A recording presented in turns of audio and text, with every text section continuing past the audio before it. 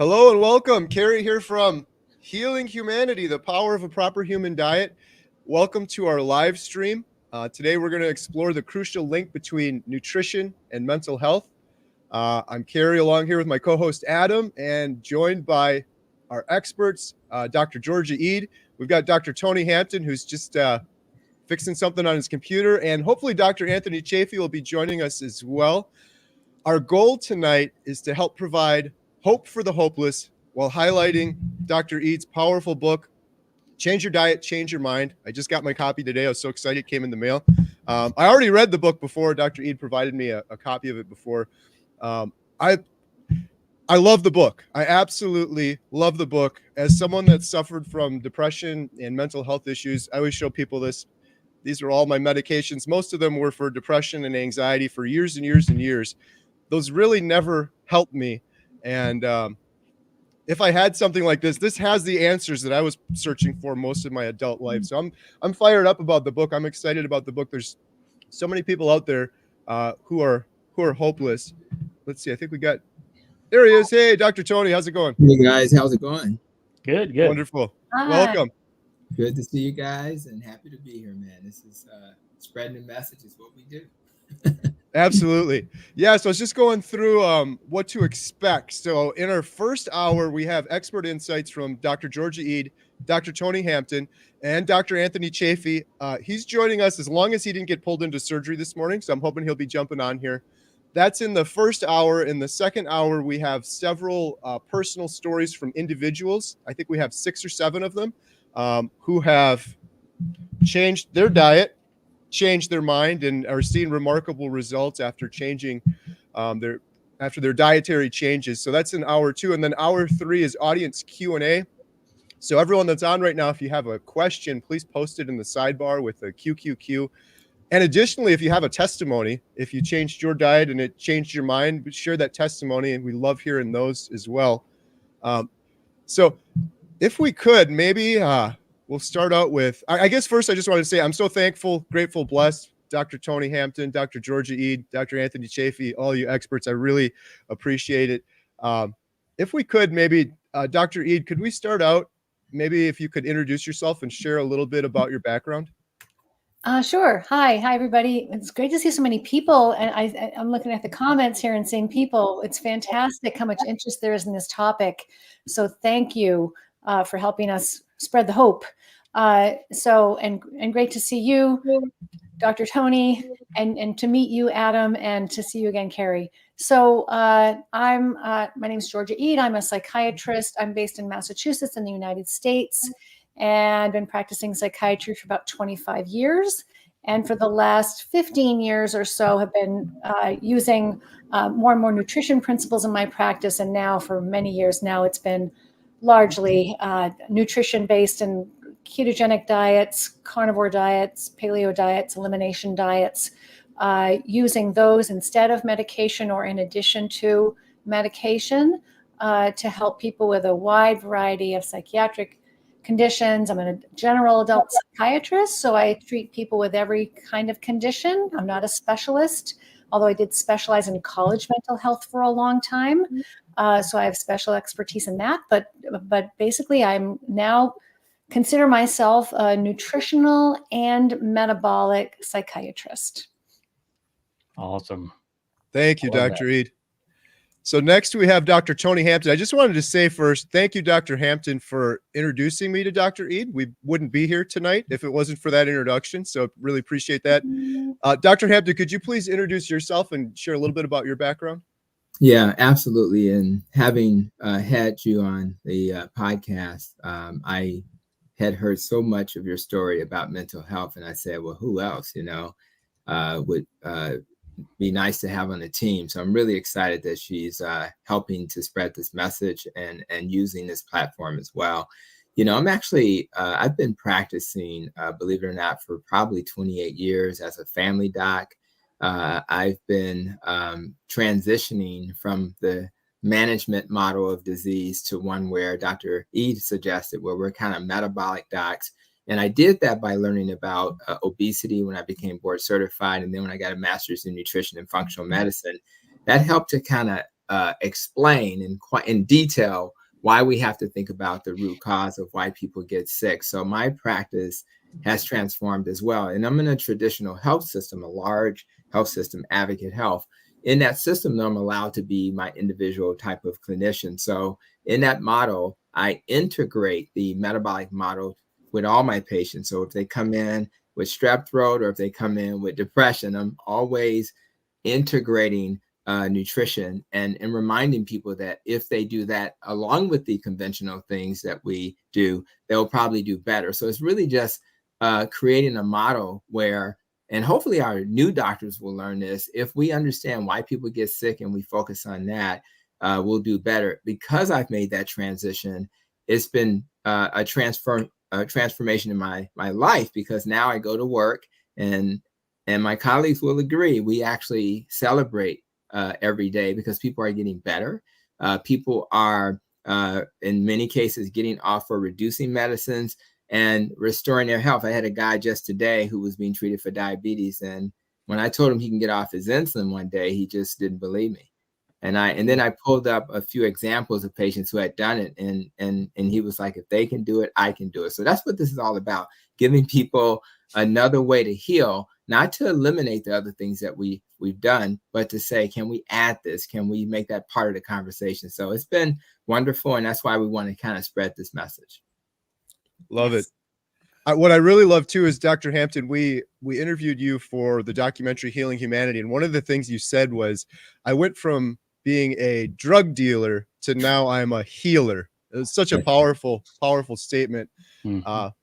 Awesome. And it's true. It's true. It's and it's not, and our colleagues are not exposed to this approach. They don't necessarily read nutrition studies. They don't necessarily see success stories. Rather, it's anecdotal, or you see it in the journals as well. So when you live in a world where they've never seen the study with type 1 diabetes with Dykman and Dr. Eric Westman, and they've not seen people with type 1 diabetes have A1Cs of 5.6, 5.4. They've not seen that. So, and they don't know that you can achieve that without reducing the carbs. So we really are speaking to them as well. We want them to know that there's another way, and no, a A1C of 7 is not satisfactory. So we have to, it's just not, because you're going to still end up over time with the same complications that the person with an A1C of 10 ended up with. So we want to make sure they hear that loud and clear, so that and then they can become healers. They can start to feel like they've made a difference, as opposed to adding more medicines. They get expert at de-prescribing. So it's really a completely different way of practicing. wonderful. Thank you both. So I just, before we jump into the discussion, I wanted to quickly, again, shout out Dr. Ede's book. There's a link in the description below. And there's also a link to Dr. Ede's social media, Dr. Tony's YouTube channel, social media as well. And for anyone watching that wants to learn more about this, that we're not going to cover through this discussion, get the book. But beyond that too, I just wanted to say, Dr. Hampton, you introduced me to Dr. Ede, and then Dr. Ede introduced me to the folks over at Metabolic Mind. They have an amazing YouTube channel where, if you want to dig into this more, they explore the connection between metabolism and brain health. They've got videos on all sorts of different topics, covering a lot of stuff we're talking about today. So thank you guys. One introduction to the next. It's been really amazing. So I appreciate you both, but there's links for everything in the description below. Yep, we're posting the links in the chat too for everyone. And I just want to say thanks, guys, for being here. And I appreciate your book, Dr. Ede. This is truly going to help change the landscape, not only for individuals, but I believe clinicians as well. I've had 2 of them reach out to me that I've contacted in my local area, said that they would be watching tonight. So if you're watching, how you doing? Hey, welcome. No, that's fantastic, because just as Dr. Tony Hampton was saying, we really need to reach not just people and give them hope, people with mental health conditions, but clinicians and nutrition professionals alike, so that everybody understands some of the basics, just the basics of how to eat properly. Absolutely. Hey, Dr. Anthony Chaffee, how's it going? Hey, good. How are you? Great. Wonderful. Thank you for joining us. we were just doing introduction, so this is good timing. Could you please, Dr. Chaffee, introduce yourself? Tell us a little bit about your background. Oh, well, yeah, so I'm just a neurosurgical resident. I have a practice in functional medicine, preventative health, and I try to just educate people on proper nutrition, how that affects health and chronic disease, and it's something I've been working on for quite some time. So that's my whole thing. Awesome. Thank you. Thank you all for joining us. I also have a link to Dr. Chaffee's channel in the description below, along with links to the books and everything else. I just wanted to say too, this is kind of, I really appreciate all of you for joining us. And I know your time is limited, so this is kind of crazy with 3 hours. We totally understand, Dr. Chaffee, Dr. Hampton, Dr. Ede, if you have to drop off before we do this whole 3 hour thing. So for the first hour, we're going to talk about the book. We're going to talk to Dr. Chaffee, Dr. Hampton, Dr. Ede. The second hour, we have individuals coming in. The third hour is the Q&A. So we have a few questions right now. I was hoping to ask Dr. Ede.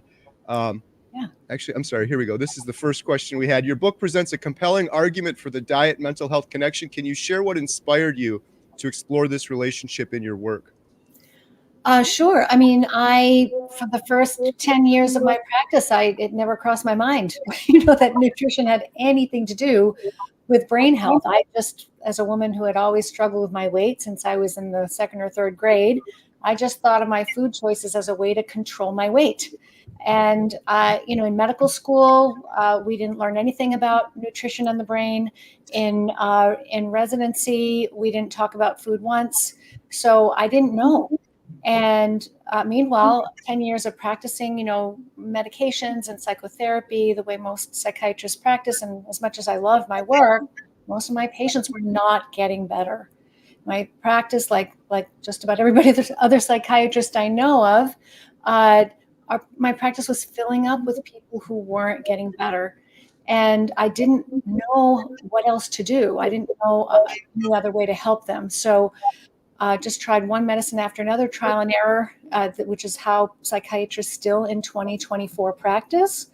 Trial and error, trying to guess which medicine might be helpful. And so anyway, I ran into my own health issues in my early 40s. This was, my gosh, more than 15 years ago now, almost 20 years ago, and started experimenting with my own diet to try to help myself with some physical health issues. And what I arrived at through experimentation was kind of an upside down diet that fixed every issue that I was dealing with.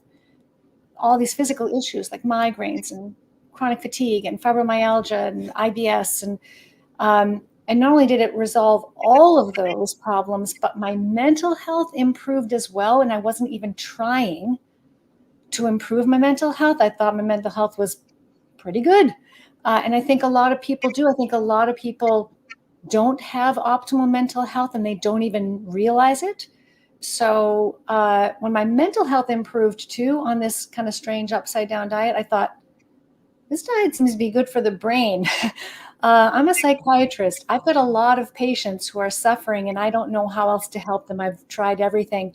I need to learn about nutrition. I need to understand why this strange, unorthodox diet would improve my brain health and learn whether or not it could help my patients improve their brain health as well. All right. So this question's for all three of you, but starting with Dr. Ede, considering the global landscape, how dire would you say the current state of mental health is, and what trends or observations have you noted in your own professional experiences? Oh yeah, and I was telling when we were talking last time, Kerry, it's grim. It's grim, and more than almost 1 billion people worldwide now have a diagnosable mental health condition of some kind, meaning that the condition is so severe that it interferes with a person's ability to function. And that doesn't even count all of the people that are kind of flying under the radar, meaning their mental health isn't great, but it doesn't, it's not severe enough for them to qualify for an official diagnosis. So this is bad. And, the adults across, say, the United States, for example, 1 in 4 have a diagnosable mental health disorder. And now people between the ages of 18 and 25 are young people. It's 1 in 3. So everybody is touched by this. Everybody is either suffering themselves or is directly connected, closely connected to somebody else who is. So it's really awful. And then in my work in college mental health for about 12 years, I worked in college mental health at Harvard University and then at Smith College here in Massachusetts. And it was just getting worse every year. The students who were coming onto campus each year were coming in worse and worse shape, taking more and more medications before they even arrived on campus as a first-year student, taking 2 or 3 psychiatric medications, having already been hospitalized, sometimes even more than once, and needing a lot of specialized support services to get through college.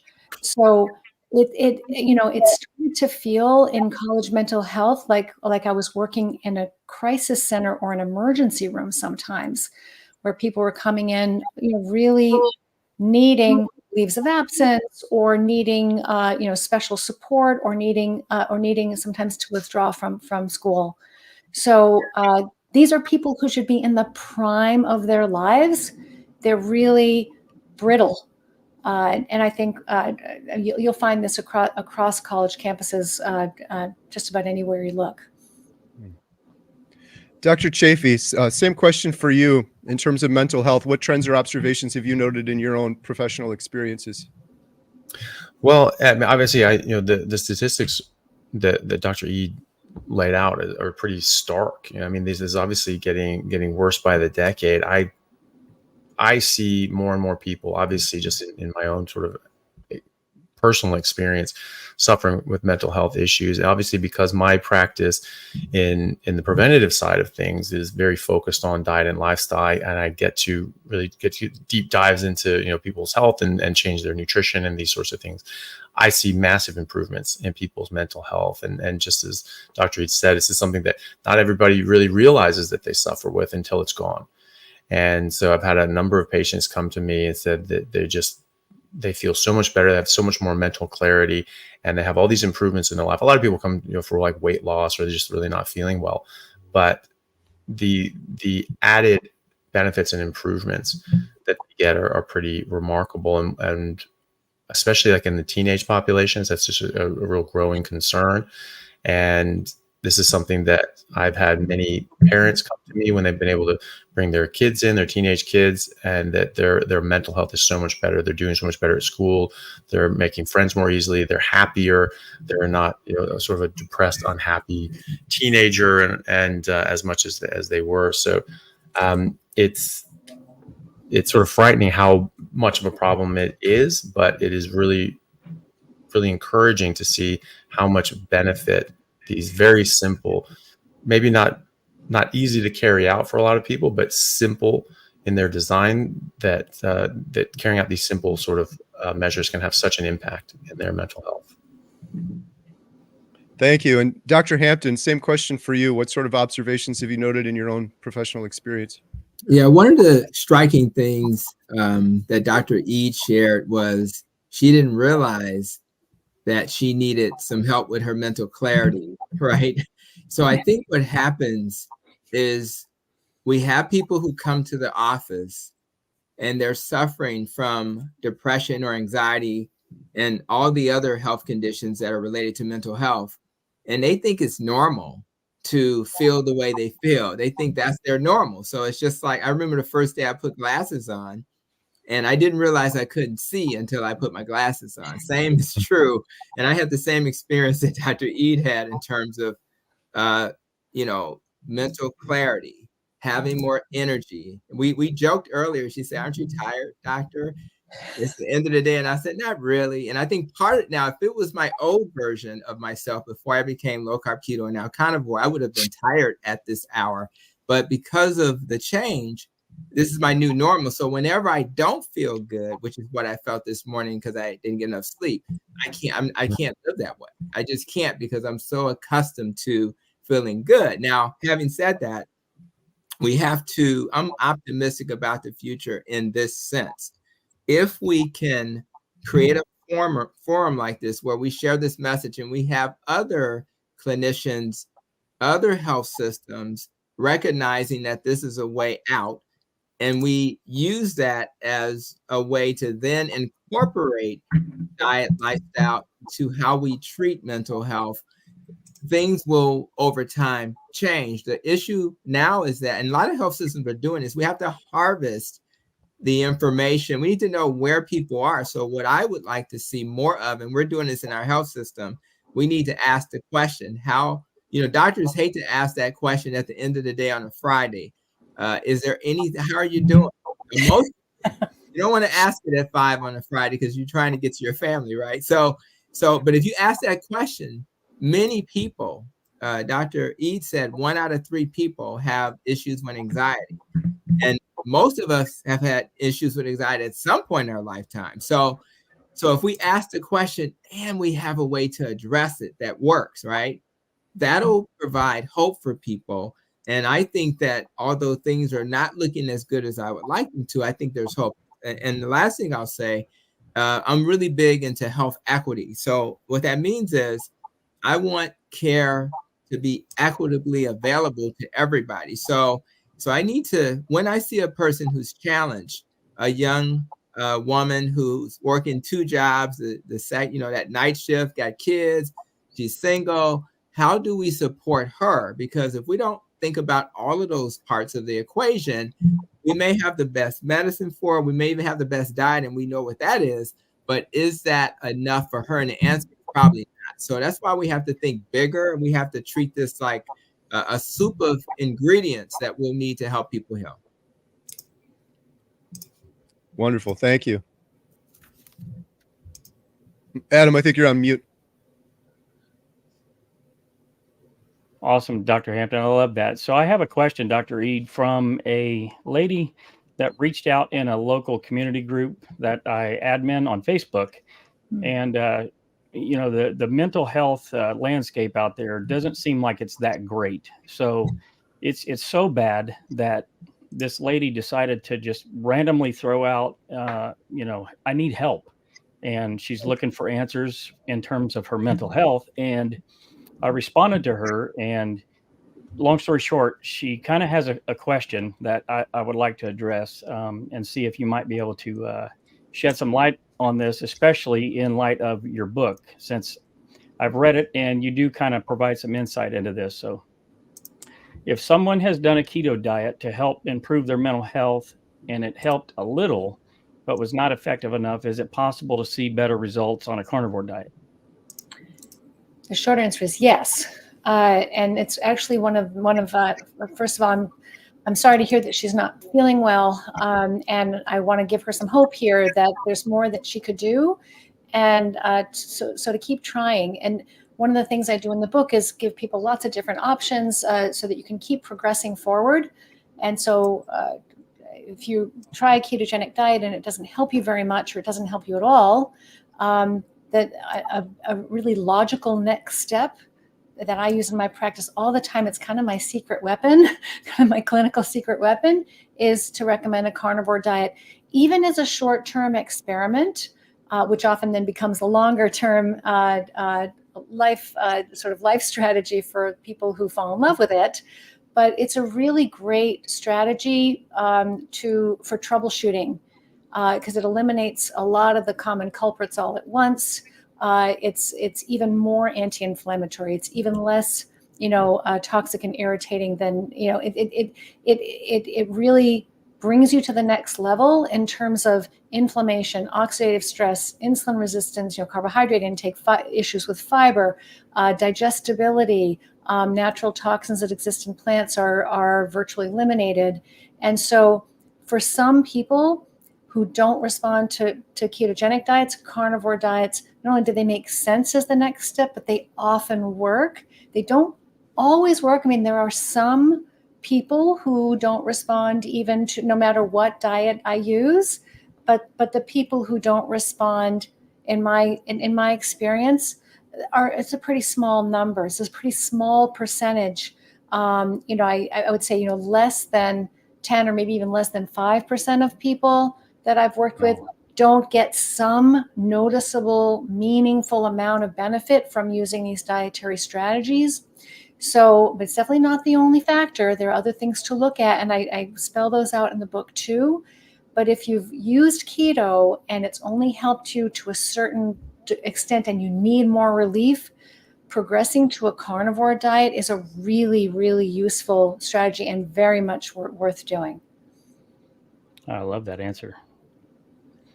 Along those same lines, Dr. Chaffee, how do you have conversations with folks about things like doing carnivore diet or keto diet when so many people are scared?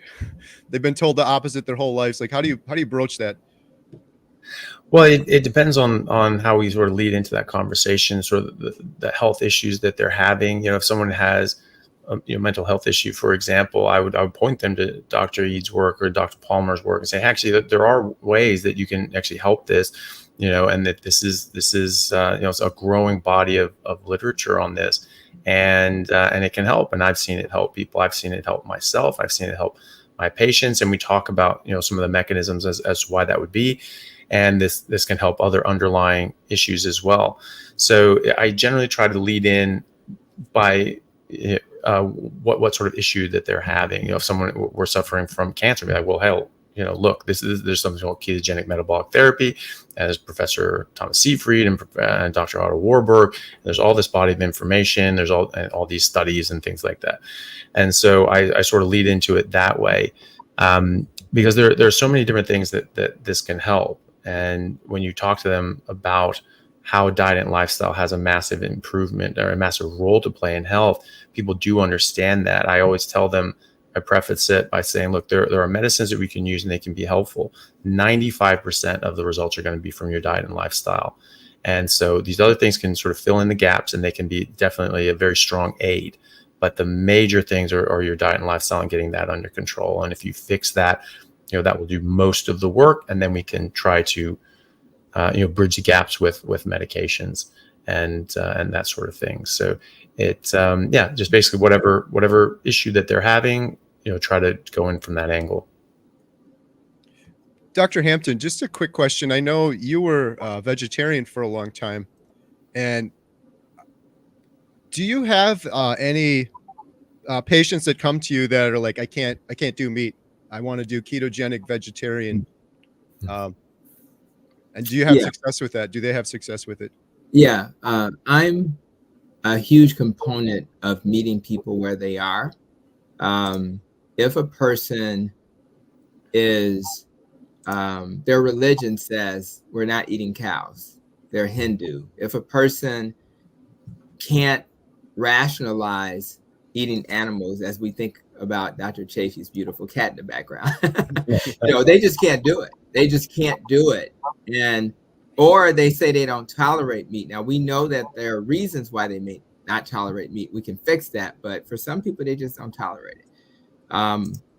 Or culture. So what I say to the people in front of me, there is a way to do, they have a great book called The Vegetarian Reset, which is kind of a plant-based low-carb book. So I say, here's a resource that'll help you. The Diet Doctor website has a whole vegetarian section. So what I do as a family doctor is I provide resources, and I say to them that I'm going to walk with them in spite of the fact that may not be the best diet for them, because we don't want to live in a world where we don't walk with people. Who are they then to go to if you're not the one, right? You're probably the most competent metabolic doc on the block. So why not you walk with them? So what I tend to do is I don't try to push that envelope. I certainly don't do that even with carnivore. I kind of start with low carb and we go from there. But then what I do is I say, there are some things that are traditionally deficient on a plant-based diet. Some of those things we're going to check for. There are some supplements that traditionally are very helpful for a person on a plant-based diet. Let's make sure you are able to do that. I may then, if they struggle, talk them into eating eggs if they really need to get some protein from a source that's an animal source, and sometimes they'll go for that. Obviously, there are supplements that are protein-based as well. So for me, you'll never see me in a conversation with a patient trying to convince them of something that they feel strongly about. I just kind of get a feel for where they are. If they're completely clueless about nutrition, I will push them towards an animal-based diet. if they come in with a strong opinion. I just think that that's what we want in our society. If we don't want to be in New York where we have to eat plants on Mondays and Fridays in our schools. We want to be in a society where people are educated from the plant folk, what they think is best, from the animal-based folk, what they think is best, and then they make decisions that are best for their family. That's a better model, and that's kind of what America is all about. And I really hope that as we move forward and we're having conversations with people who are on the other side of the aisle, that they understand that so that we can find some common ground. And I just think that that's the better approach as opposed to making fun of them every day. We're too mature of a society to do things like that. Yeah. I was just going to say too, that's a really good point. I definitely don't just jump in. It's like, you should only eat meat and don't eat anything else. I always ask them, it's like, so what is your diet like now? And I always sort of get a feel for that, and sort of, and exactly as Dr. Hampton said, try to meet them where they are. And if they're, a lot of people come from, I think upwards of 60% of the people that follow me on social media and YouTube have been vegans at one point. They're health conscious. They're trying to do the right thing. They went down that path. That did not work. And now they're trying to find something else. But I always ask them that. It's like, well, what are you eating now? What is your diet like? Almost all the time they'll say either good or bad. They'll say, it's like, oh, it's pretty good. Okay, what does that mean to you? And then we sort of go through that as well. And some people, oh, it's really awful. And then you know what they're talking about, processed food and sugary sort of stuff like that. But yeah, that's a very good point, is that you need to sort of find out where they're coming from. Because if you just jump straight into what your opinion is on a diet side of things, you can get people pulling back quite quickly on that. And then you'll have a much more difficult conversation. Yeah, and there are just I agree with both of you. There are just so many improvements you can make to a diet. I mean, if you're eating a standard diet, just about any change you make is going to be a step in the right direction. And so, like both of you, I mean, I tell people that I'm nutritionally pro-choice. So I just want you to have the right information so that you can make your own informed choice, and you can decide what's most important to you. And if you decide that eating animals isn't something that you feel comfortable doing, I'll still help you obviously optimize your diet to be the brain healthiest that it can be, because there's still lots of improvements you can make to your diet, even if you don't feel comfortable eating animal foods. And especially, and I make this point in the book because I think this is, from a psychiatrist's point of view or a psychological point of view, really important, is that red meat in particular, I think, is really difficult for a lot of people to feel comfortable eating, because we're talking about mammals, our fellow mammals. We can make eye contact with them. We have a lot in common with them. But it doesn't have to be red meat. You can get the nutrients elsewhere. So for a lot of people, they make that equation, I'd have to eat red meat to be healthy. And there are definitely other options. So, like both of you were saying, meet people where they're at, find out where the improvements can be made. Be flexible and open-minded, and find out what their goals are, meet them where they are. And, because, most of my patients, especially when I was in college settings, they weren't choosing vegan or vegetarian diets for health reasons. They were choosing them for compassionate reasons. And so they just thought that better health was icing on the cake. They didn't realize that there were actually health risks involved in not eating animal foods. And that's where the information gap is. So, I think, being a good clinician is about meeting people where they are at, regardless of what I may think about what they should eat or what they should prioritize. All right. Here's a question for the group, starting with Dr. Ede. The standard American diet, obesity, and mental health issues are accepted as new normals. Social norms are hard to break. How do we break these social patterns? Oh, what an interesting question, right? It's become normal to expect poor mental health. Poor mental health has become normal. Obesity has become normal.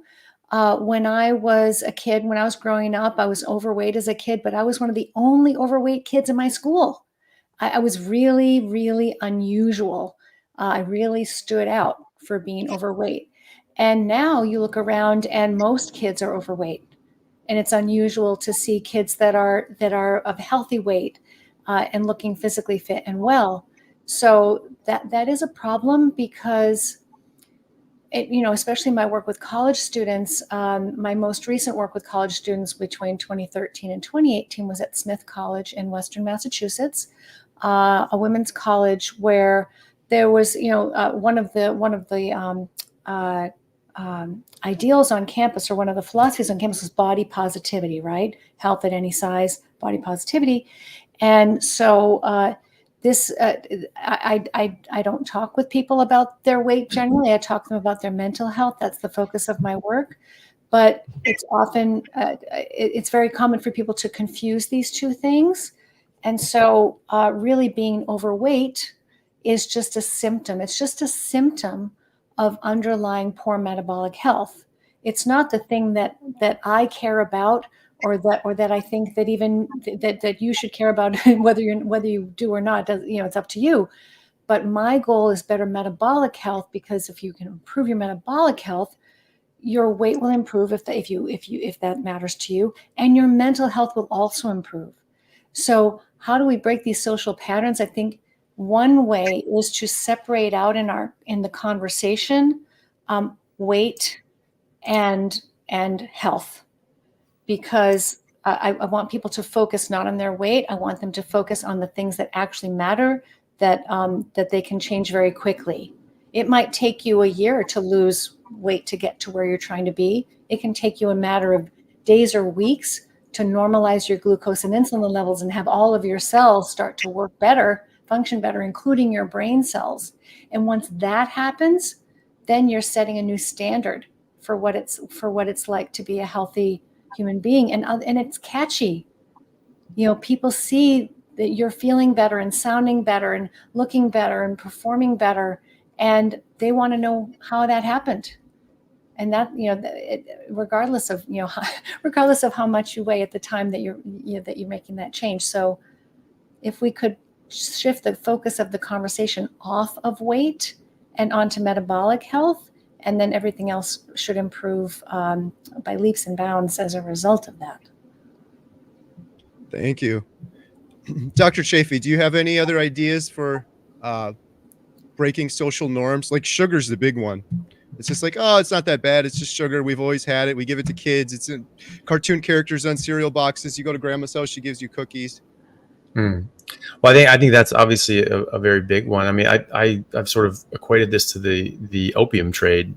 Historically, this is some massive enterprise that's harming a lot of people, but it's making just fortunes for a lot of people. So it's not something that they want to give up, but this is a drug. We need to understand it's a drug. It affects us mentally and physically in very negative ways, and we're putting this in everything. The sugar companies, I believe, know for a fact that this stuff is addictive and this stuff is causing harm. People like Callie Means, who's a sort of whistleblower for the food and drug companies, says that they know that this causes metabolic ill health, that this causes damage, and it's addictive. And he says, I know that they know this because I've been in the boardrooms with them as they spoke about it. So this is something that I think we need to have people recognize, that this is a drug. This is something that we really shouldn't be giving to our children, and probably shouldn't be using ourselves, but at least should not be putting this in baby formula and giving candies and chocolates and sweets and everything. But they like them. Well, they'd probably like cocaine too. That doesn't mean that you give it to them, right? It's not very good for their body and their developing brain. So I think just having people understand just how bad these things are is really important. No one should be made to feel bad on their appearance or the way they look or their health, certainly. But there is this growing movement of saying, hey, look, this is good to be overweight. This is healthy, all these sorts of things. And there are these influencers that are overweight and have entire channels where they're just, gorging themselves and eating these junk foods.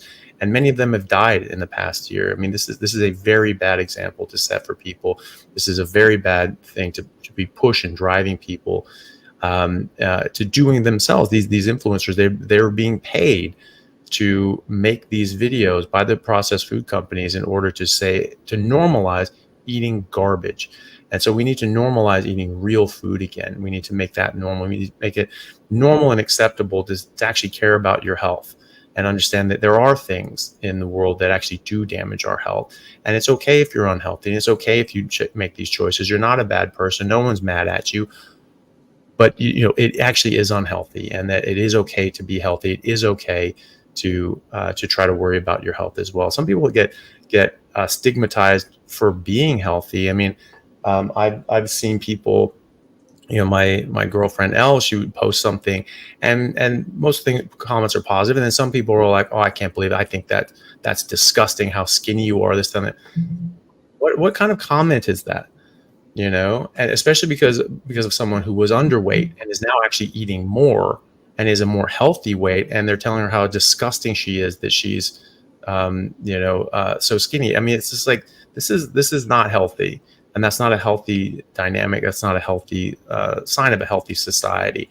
And so I think we need to normalize being healthy again, and that's okay to actually worry about your health and avoid things that are harmful, like sugar.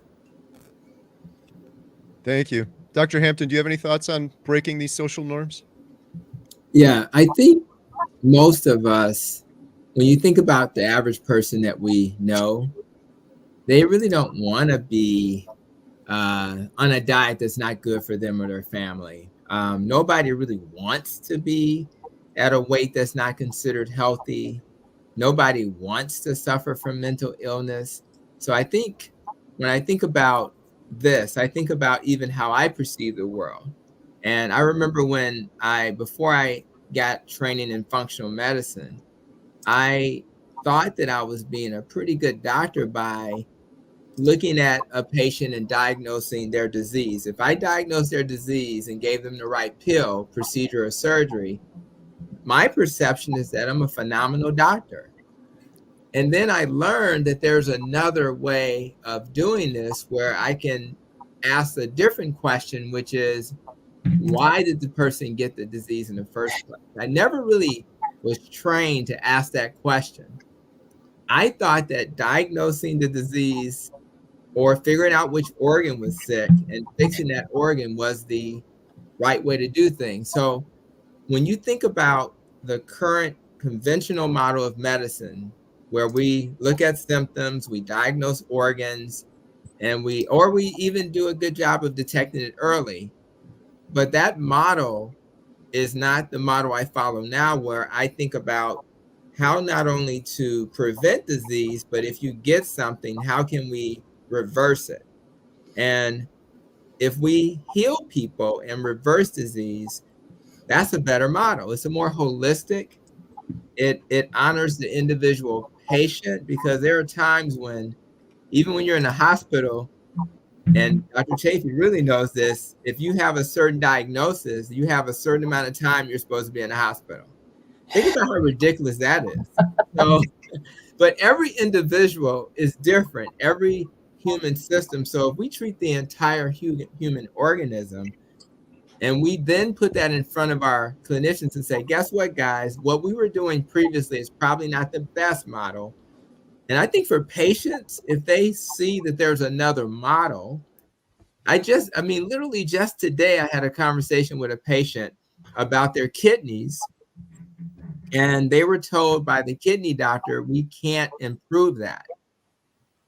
And I told him, you can improve that. I shared a study with Dr. David Unwin in the UK, and how he, over the course of 7 years, did a trial where renal function got better on a low-carb diet. It just is what it is. So I said to the patient, you have a fork in the road moment. You can go this way or that way. And I'm saying my way is that there's hope, and the other doctor's way is we're waiting to determine when you go on dialysis.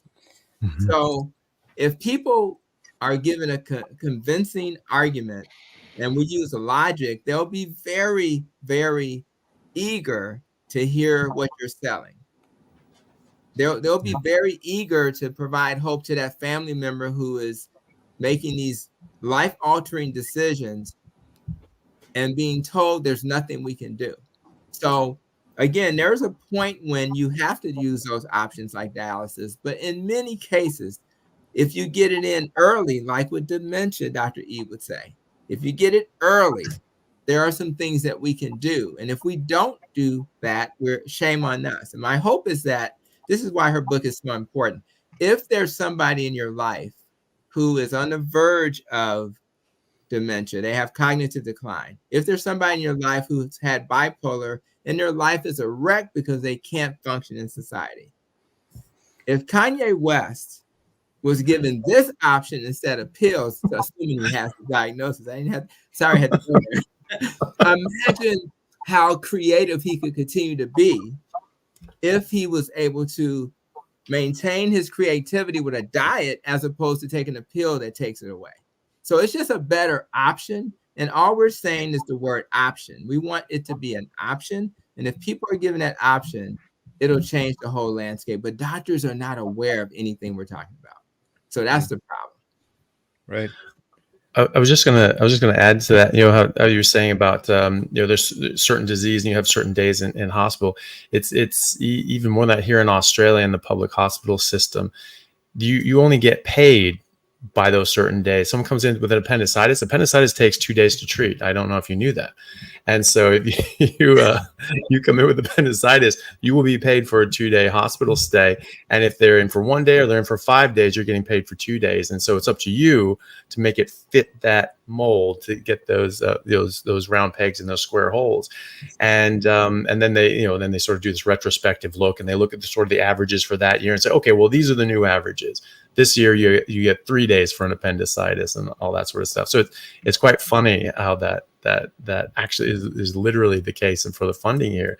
And you're talking about we're talking about stigmas and things like that. Well, one thing that I think is really important that Dr. Hampton brought up is that people do have the right motivations. They do want to try to be healthy. They're just maybe given the wrong information, and some of that is saying that there was that statement that came out in the last couple of years saying that, well, genetic or obesity is basically genetic. If your parents were obese, 80% chance that you're going to be obese, nothing you can do about it.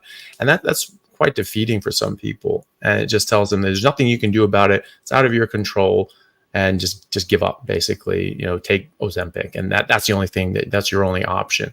And of course that's not the case. Of course that's of course you have something that you can do. Of course it's within your control. You just need the right information. So I think a lot of people are really hungry for that information and the right information. They're just being led in very different ways, which is why these sorts of conversations are so important, which is why everyone here's channel and the work that they're doing is really important to sort of get that out there so that they have hope, they have options, and they can do with those options what they please, but at least they understand that there are options. And there are a lot of people, like if you leave the vegan group, you get ostracized, you get attacked. Generally, when someone leaves carnivore, they say, "Oh well, I just couldn't do it. I really liked it." I was like, "That's fine. At least you know that how it worked for you. At least you have that frame of reference. And if you feel that that's something that can help you in the future, you can always come back to it. At least now, and a lot of people say, well, I felt really good. I felt a lot better. All these things improved, but, just for family reasons or this or that. Fine. That's fine. It is your choice, but at least now. At least you have this tool in your repertoire that you can use at a later date if you want to. And quite often they do. They're like, oh, I kind of want to do this. So I was like, well, how to, I sort of want to lose weight. I had a friend of mine doing that, at a competition in our hospital, who could lose the most weight in a certain period of time. And one of my friends had done carnivore and he'd lost 20 pounds in a month. And I said, well, the trick, how to do it. And he sort of went, yeah, actually, yeah, no, you're right. Yeah. I can just eat carnivore and I'll just win this competition, so at least they have that frame of reference and they have those options. And I think that's really important. I mean, people don't realize how much more control they have over their health, their physical health, their mental health. We're told, picking up on what both of you are saying, we're told that all the risk factors for a lot of these diseases are things we have no control over, when it's not true. So we're told that, for example, with Alzheimer's disease, that the risk factors are how old you are, what your genes are, what your family history is, and you don't have any control over any of those things. So you just kind of sit around and wait, think, oh, am I going to be next? Am I going to be the next person to get Alzheimer's? There's nothing I can really do about it. So I guess I'll just go to wait and see, like a sitting duck. But most people still don't know, even 20 years after it's been confirmed, that insulin resistance, like insulin levels running too high too often because of eating the wrong way too often, that's a tremendously powerful driving force, a causal force behind most cases of Alzheimer's disease. And most people still don't know this. And you have tremendous control, almost total control over your insulin levels. This is something you can do a lot about really quickly. So these are the pieces of information that, for whatever reason, don't break into mainstream medicine. And still people are just waiting and looking for these super expensive drugs and injections that have terrible side effects and that barely make a difference. It's just so hard to understand sometimes why that kind of information penetrates the mainstream thinking in medicine, and information that's really powerful and empowering doesn't seem to cut through the noise. But I think most people would want to know that there's something they could do about Alzheimer's. It doesn't mean they all would, because it's hard to change your diet. It doesn't mean they all would, but I think people deserve to know, so they, like you both were saying, so they have the option to make a different choice if that's what they care about. I think that's a really good point with Alzheimer's. If this is completely out of people's control, it just comes down to genetics and family history. Then why was it only discovered in 1906? Right? Right? Why is there nothing in the medical literature going back to Galen and Hippocrates that described a similar pathology?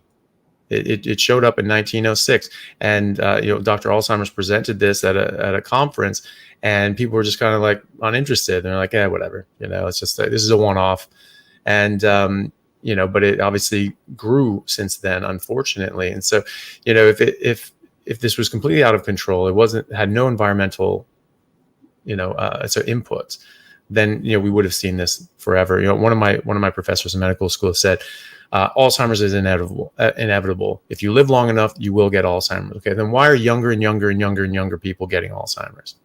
Explain that. Why are people in their 20s? Why is there juvenile Alzheimer's now? Why the hell is that a thing? And so if this is just a matter of age, then why is it spreading to more and more younger people? That doesn't make sense. If just as you get old, you get senile. Well, okay. Well, then why did they have to kill Socrates for causing such a ruckus at 76? And these are people lived to be great ages as long as they weren't killed by something. And that's what people don't understand. There's a difference between average life expectancy from birth and how long you lived if you weren't killed by something. And so there were plenty of people that lived to be a great age. We did not see these diseases. We saw it in 1906 and then 1896.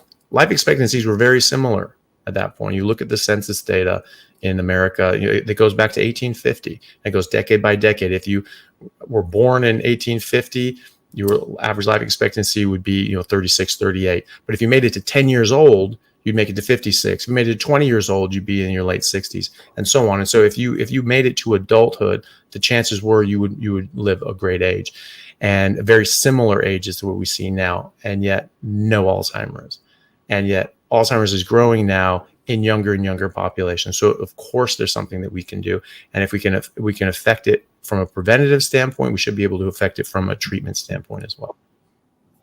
And I'll add this. It's kind of interesting how many of us, when we made our lifestyle changes, ended up at carnivore, how we talked about the things that got better, not suggesting we had early Alzheimer's, but guess what? Our memory got better. That sounds familiar. Our ability to concentrate got better. That sounds familiar. Our mood, we were easier. My wife's like, it's easy to be around you, sir. And that's because, and guess what? When you have somebody with dementia, their mood changes. They can't remember things. So what I'm saying is there are so many signs of poor metabolic health in society today. And it's not necessarily happening when you're 80. It's happening when you're 20. When I was not metabolically healthy, I would literally be at the lights because I was so like tired, I'd be sleeping at the lights. I would be talking to patients and they would say, "Doc, are you with me?" I'd be dozing. I wouldn't, and I'm making decisions, life and death decisions about their health, right? So imagine you have a family member who is showing some of these signs right now. And imagine you know what you now know, that a keto or carnivore diet can actually start to heal that poor metabolic health. Imagine what things will look like 10 years from now if you don't provide that information. Imagine what life-changing information you can provide. So I just think for all of us, things like dementia has so much potential for change. If you go into the average nursing home today, where they have a dementia floor, you will find they're getting dessert after every meal. Most of the stuff on their plate is starchy. And you'll see them in an environment where it'll only worsen their dementia. Imagine now we have a metabolic dementia place where we actually feed them a keto or carnivore diet. We keep them active, we keep them stimulated, and they may get so good that they have to take them off that floor and put them on a regular floor. We've seen people improve to the point where they don't need the type of help they once had. So again, these are the little talking points that I'm sure Dr. Gerogia Ede shared in her book, but more importantly, that you need to know so you can provide hope for your family. And Hal Kramer's work is really remarkable in this regard, in terms of, putting people with dementia on healthy diets and then seeing them improve and not need assisted living facilities anymore. I mean, this is aging in reverse. This is brain healing. And this is what a lot of people have been told isn't possible. We've just been told that there isn't anything you can do, and here's your diagnosis, and get your affairs in order. And we're now seeing, I've seen this in my own practice, there are some published case reports, and I put examples in the book as well of people reversing symptoms of Alzheimer's disease using dietary strategies.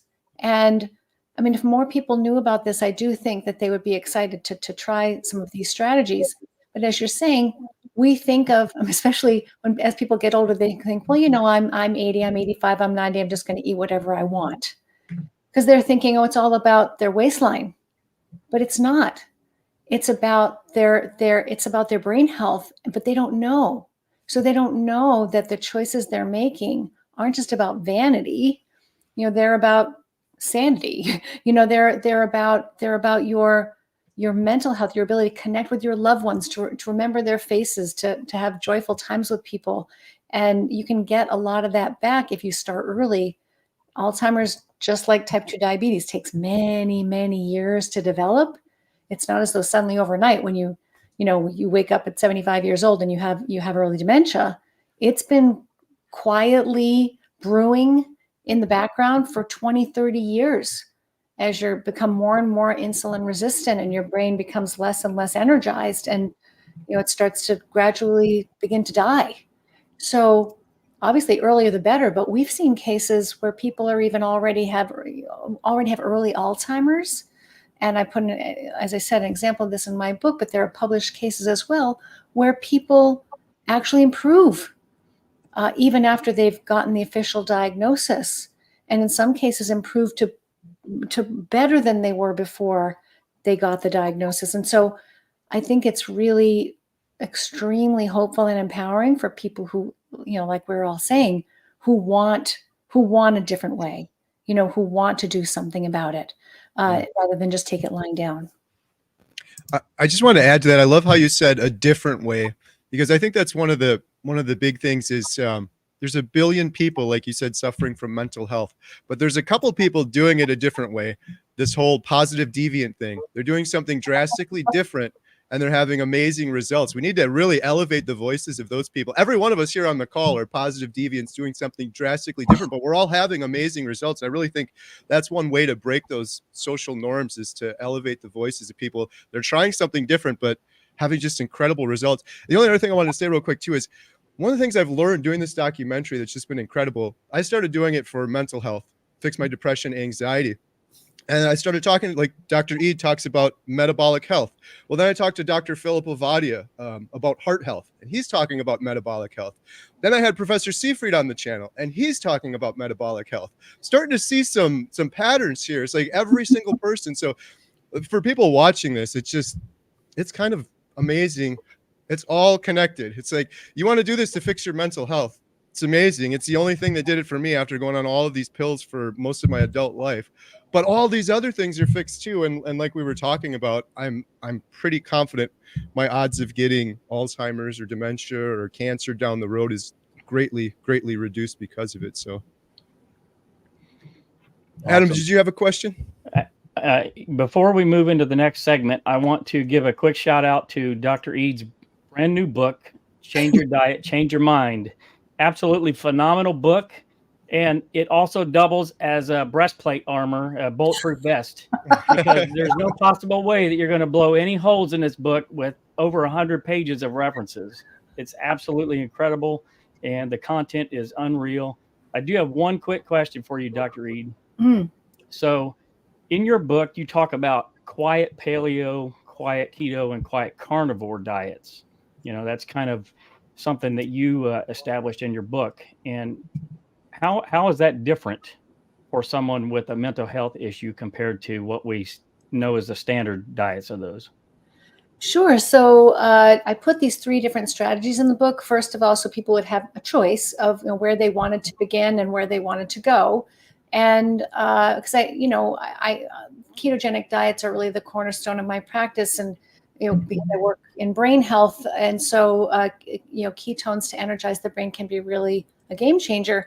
But not everybody needs to do a ketogenic diet to see results, and not everybody wants to do a ketogenic diet, and not everybody can do a ketogenic diet. So I want people to know there's so many other ways that they can improve their brain health. So I have as you said, quiet paleo, quiet keto, quiet carnivore. And the reason I say quiet, so the reason that these are different, the way that these are different from standard paleo, keto, and carnivore diets is that I've modified them in these kind of special ways to be quieter on your gut, on your mitochondria, on your nervous system, on your immune system, on your thyroid health, just easier to digest, lower in plant toxins.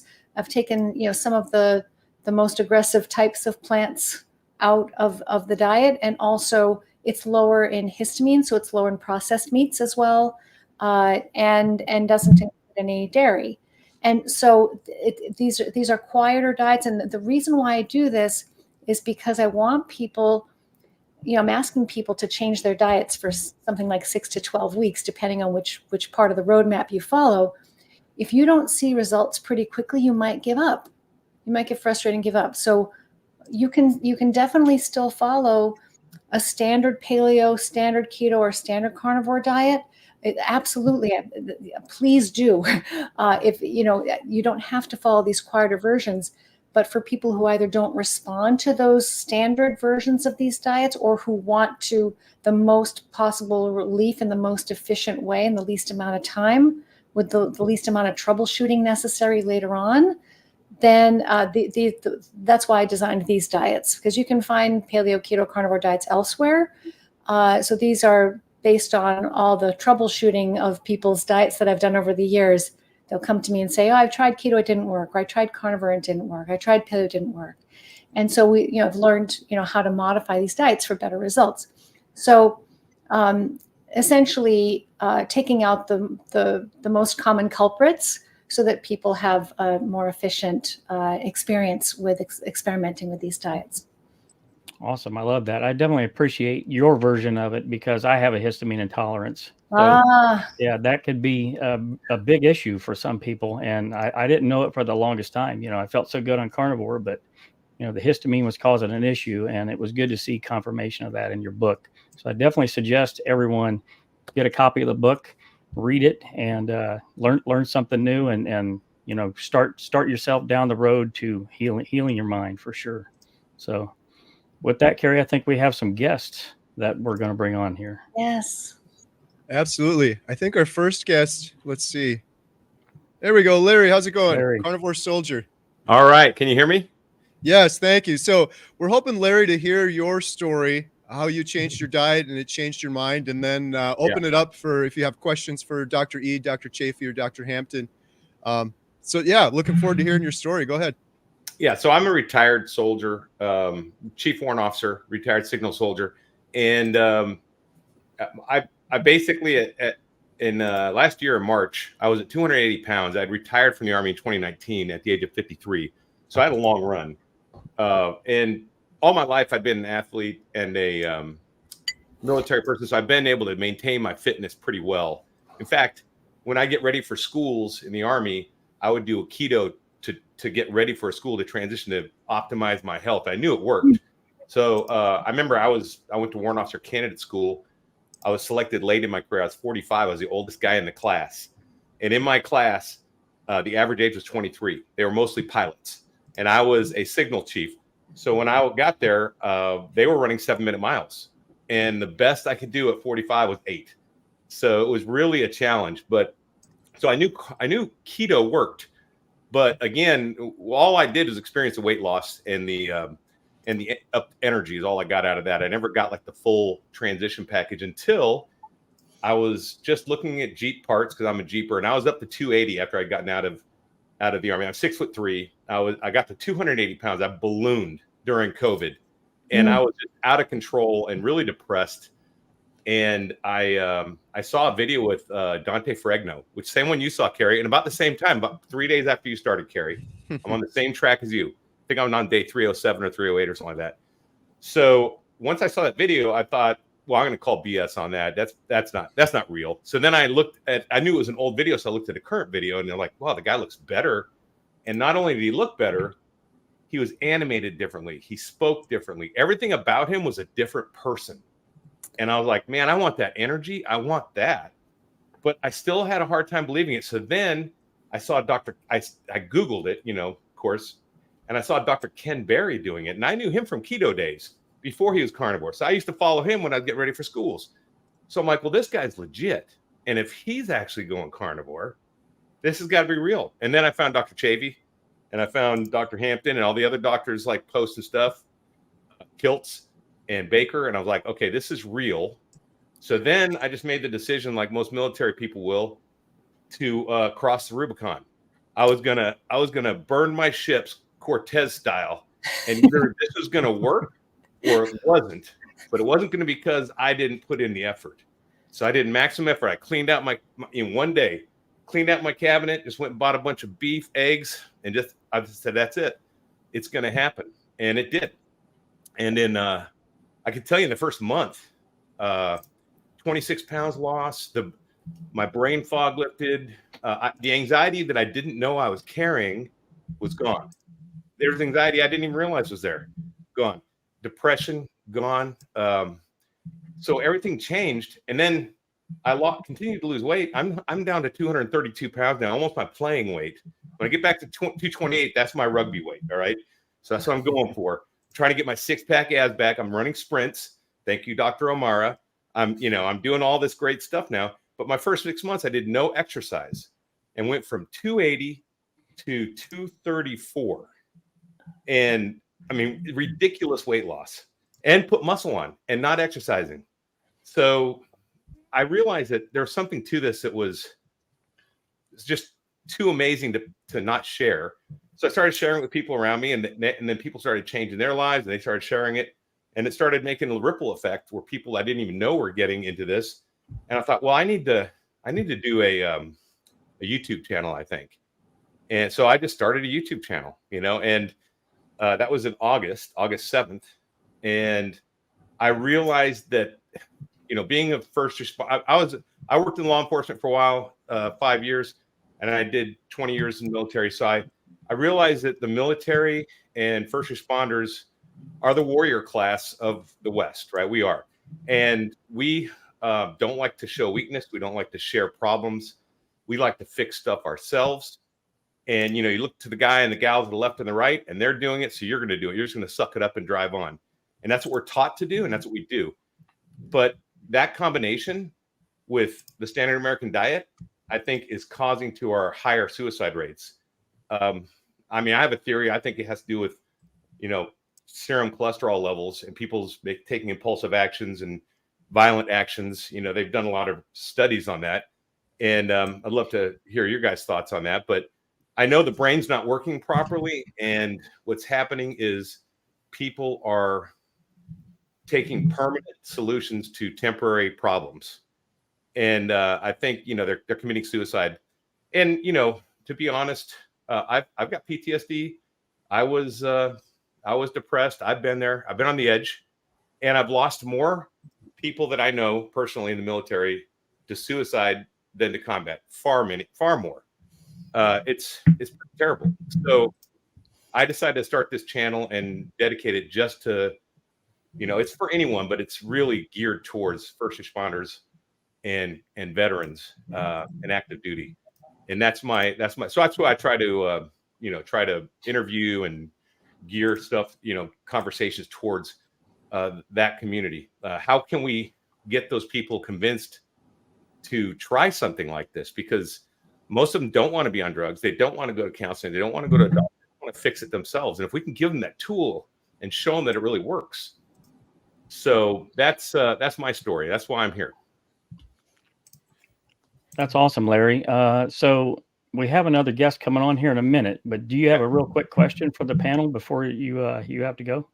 Yeah, I would just ask you if what would you recommend for first responders and veterans, like how to get started on this, especially knowing that a lot of them, by the time they're pretty desperate, they're on a lot of medications, antipsychotics, depression, whatever they're on. How do you transition to a carnivore diet when you're taking this, VA cocktail? Yeah, so I was just if I might jump in, because I was going to ask you the very same question is, were you taking medications at the time when you decided to change your diet? Because that can be problematic, navigating the transition between a regular diet and a ketogenic or a carnivore diet. The medications can cause problems and they need to be really closely monitored and adjusted. So if you've got people who are on psychiatric medications who need guidance around that transition phase, then I have a free clinician directory. It's international database. You can search it. We're trying to continue to grow it. It's got maybe about 200 people on it now, but clinicians who use ketogenic diets specifically to treat mental health conditions.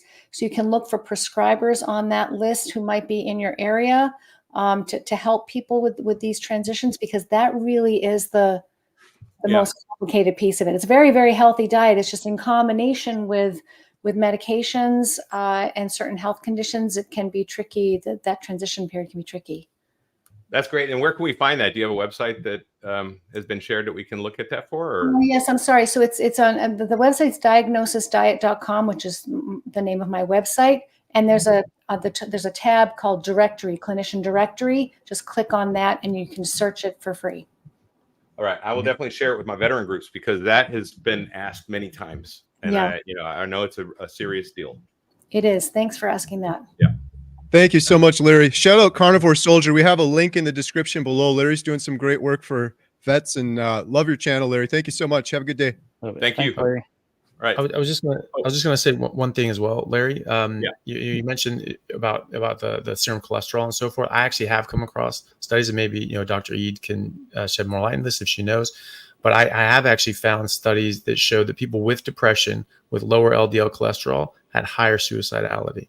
Right. And so there seems to be some sort of connection there. As a very aside, you were talking about how you, without lifting weights, you were putting on muscle and losing fat. There are a lot of people that say that you have to you're either bulking or cutting, you're either putting on fat and muscle, or you're losing muscle and fat. You cannot put on muscle and lose fat. And if that's the case, then why is it that I didn't change, that I lost 23 pounds in 10 days, stopping vegetables and eating more meat, and then didn't lose a single ounce or change my weight an ounce for 6 months, and yet went from being overweight to 6% body fat? How did that work? Exactly. Yeah. You know, and so I mean, it's just there's some silly things out there that people just repeat ad nauseum, and then they just are taken as truth after that. So I just wanted to Thanks, make Doc. those. And hey, if you guys are going to be at KetoCon, look me up. I'll be there. Yeah, I'll be there. All right. See you there. Thanks, Larry. See ya. Bye. Larry. Awesome. All right. Next up, we have Emily Penton. Emily is, speaking of positive deviance, Emily's amazing. She's got a great story. Emily, could you share your story with us, please?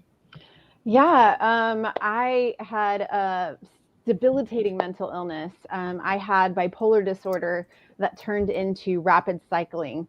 And I had my master's in clinical counseling. I was working in the mental health field, so that didn't really bode well for my career.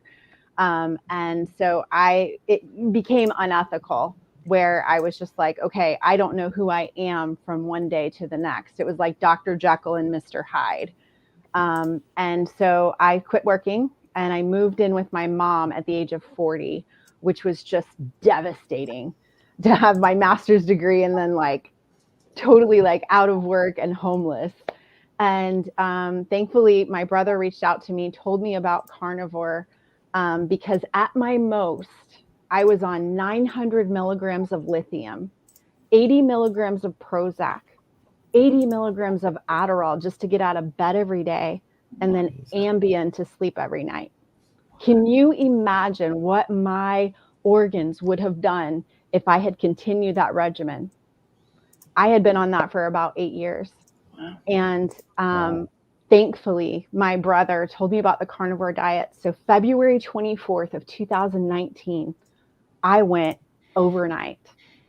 I went away from the standard American diet, the cookies, the donuts, the pizza, the soda, the everything. And I only ate animal meat and animal fat. And I was very intentional about the fat. And then my last bipolar episode was April of 2019. I continued to work with my psychiatrist because he had seen crazy Emily. So I knew he was the only one who was going to be able to like see if she comes back. And we stayed and we tapered off of all of my psych meds. September of 2019 was my last psych med, and I have been stable. And now I help people all over the world, to really break out of depression and anxiety and bipolar disorder. That's fantastic. That's a great, thank you. Yes. So my question for you guys would be, I have so many clients who come to me and they've tried carnivore, and I ask them what they're eating, and I see that they're eating very lean. And I also, my side effect of everything is I lost 120 pounds. So for some reason, people are eating very lean. And then whenever they're coming to me for anxiety and depression, I always tell them to increase the animal fat. And every single time their depression gets better, their anxiety gets better. Why is the animal fat so effective? Well, I mean, I don't think we know 100%. I mean, I can throw out some hypotheses, and I'd love, both of everybody else to chime in too.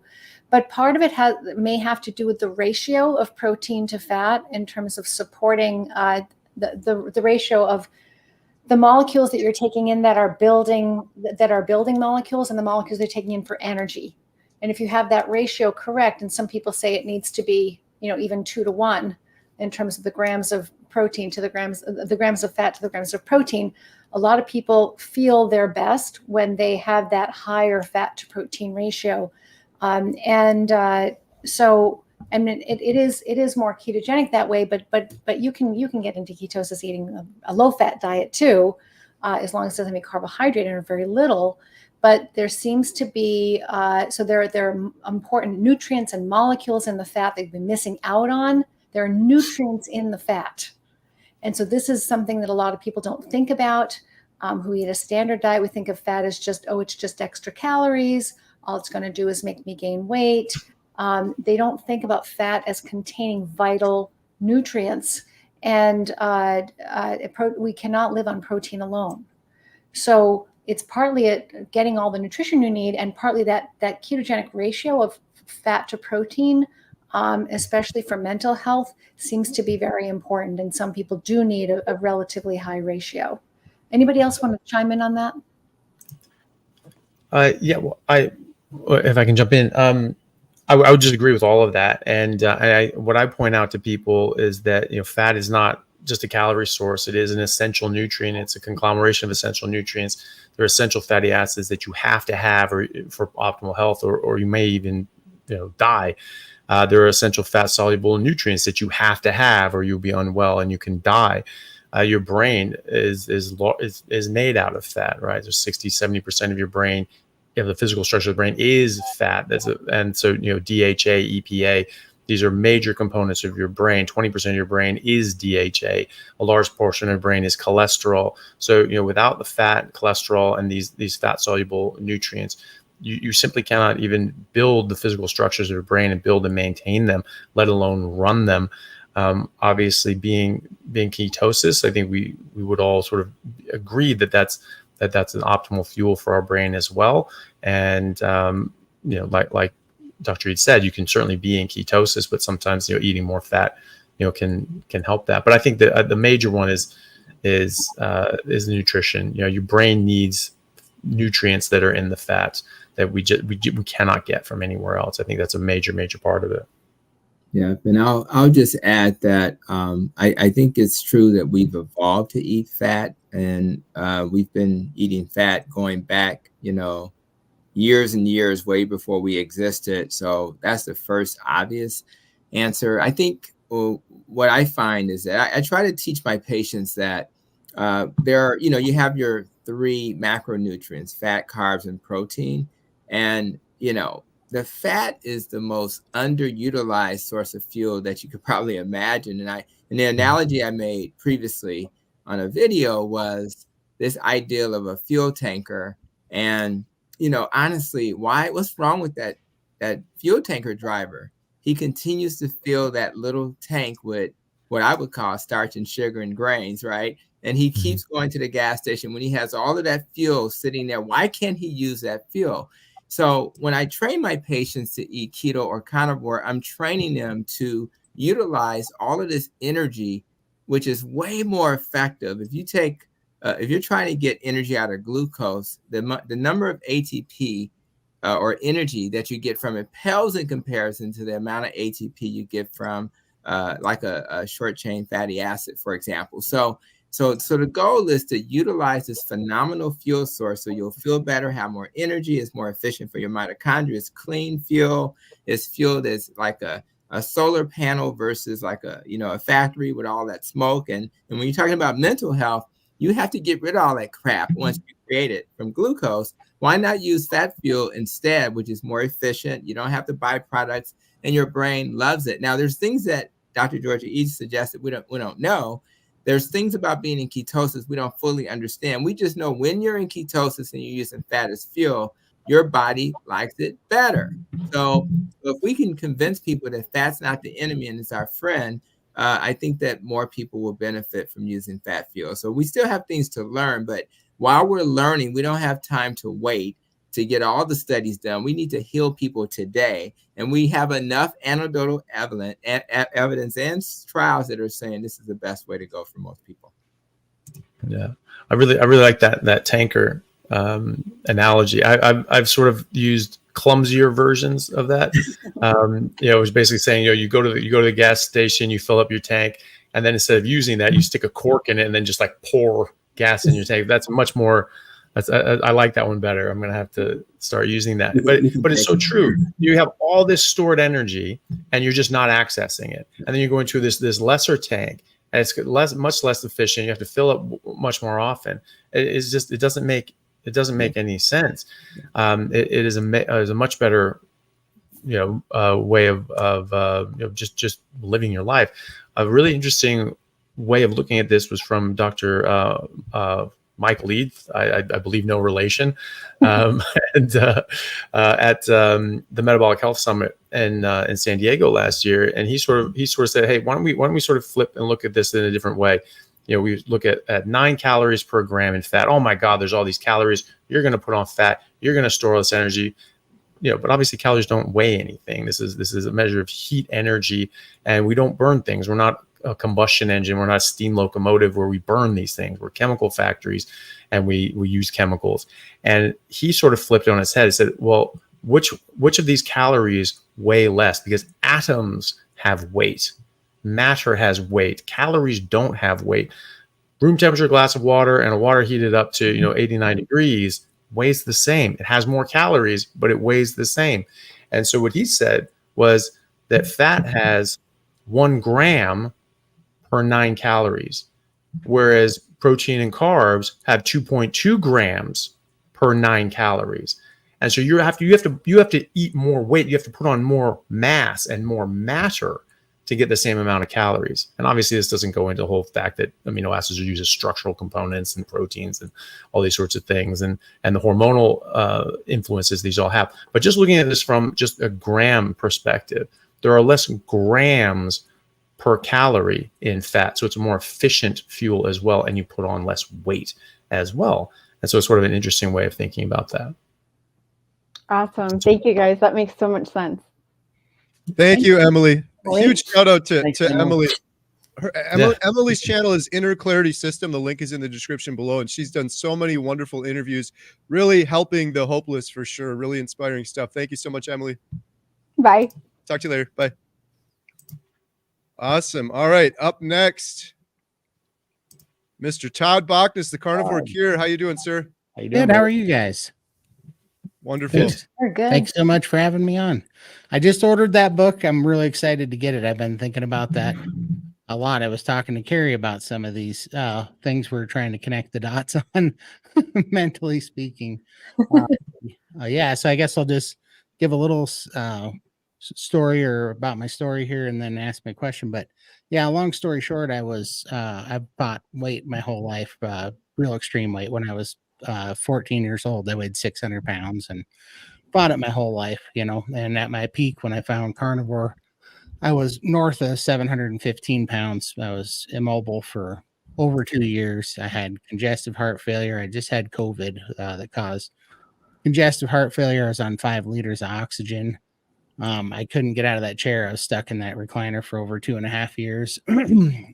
But I had suicidal depression and anxiety, and I was fighting that real bad. Have had anxiety, since I was a kid, and depression since I was a kid. And thank God I found carnivore.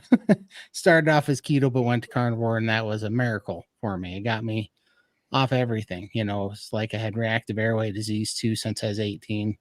It just healed everything up. I'm down 262 pounds as of today. Got my mobility back. It's only been 12 and a half months, by the way. Yeah, wow. Completely off. I'm on no medication. I had my calves, both of my calves were over 36 inches in diameter with edema, and completely, that's almost completely gone now. That's one of the last things, but I did it for weight and health, obviously. But what I wasn't expecting was only 2.5 weeks into carnivore, my depression and anxiety disappeared like it never existed. And I could not remotely figure out, like, that was the first time that it dawned on me. And I got mad. I got real mad that nobody had ever told me this before, because I spent a lot of money and a lot of years at doctors, and nobody ever said all I had to do was eat ribeyes for 2.5 weeks, because I almost took my life twice in my life, very, very, very close to it. And I've lost 3 friends to suicide in the last 18 months. And it drives me crazy. But so that part I get, and just from being in this community now this long, I know that anxiety and depression goes. But during my weight loss journey here, I had been doing OMAD for about 9 months. Well, at about 7 months, I had started under eating, because my old diet mentality was trying to push me to get the weight off quicker. And I stalled out. My my energy crashed, and That was when I found the steak and butter gang and I started doing priming, which was great. I haven't hardly lost any more weight since priming, but I went down 2 shirt sizes. I feel amazing. But one thing that happened when I started priming and my body started healing, and this is my question, is I was terribly addicted to gambling my whole life. I had a very addictive personality.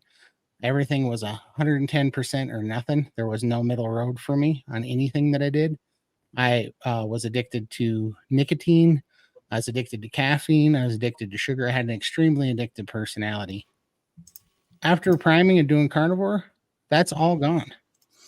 I even chewed Copenhagen for 26 years, 2 cans almost a day for 26 years.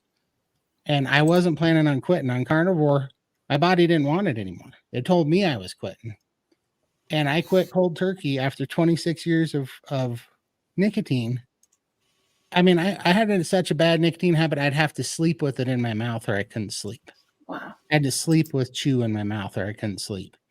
And after 26 years, I quit just last October 26th, and I don't have a single craving for it at all. Wow.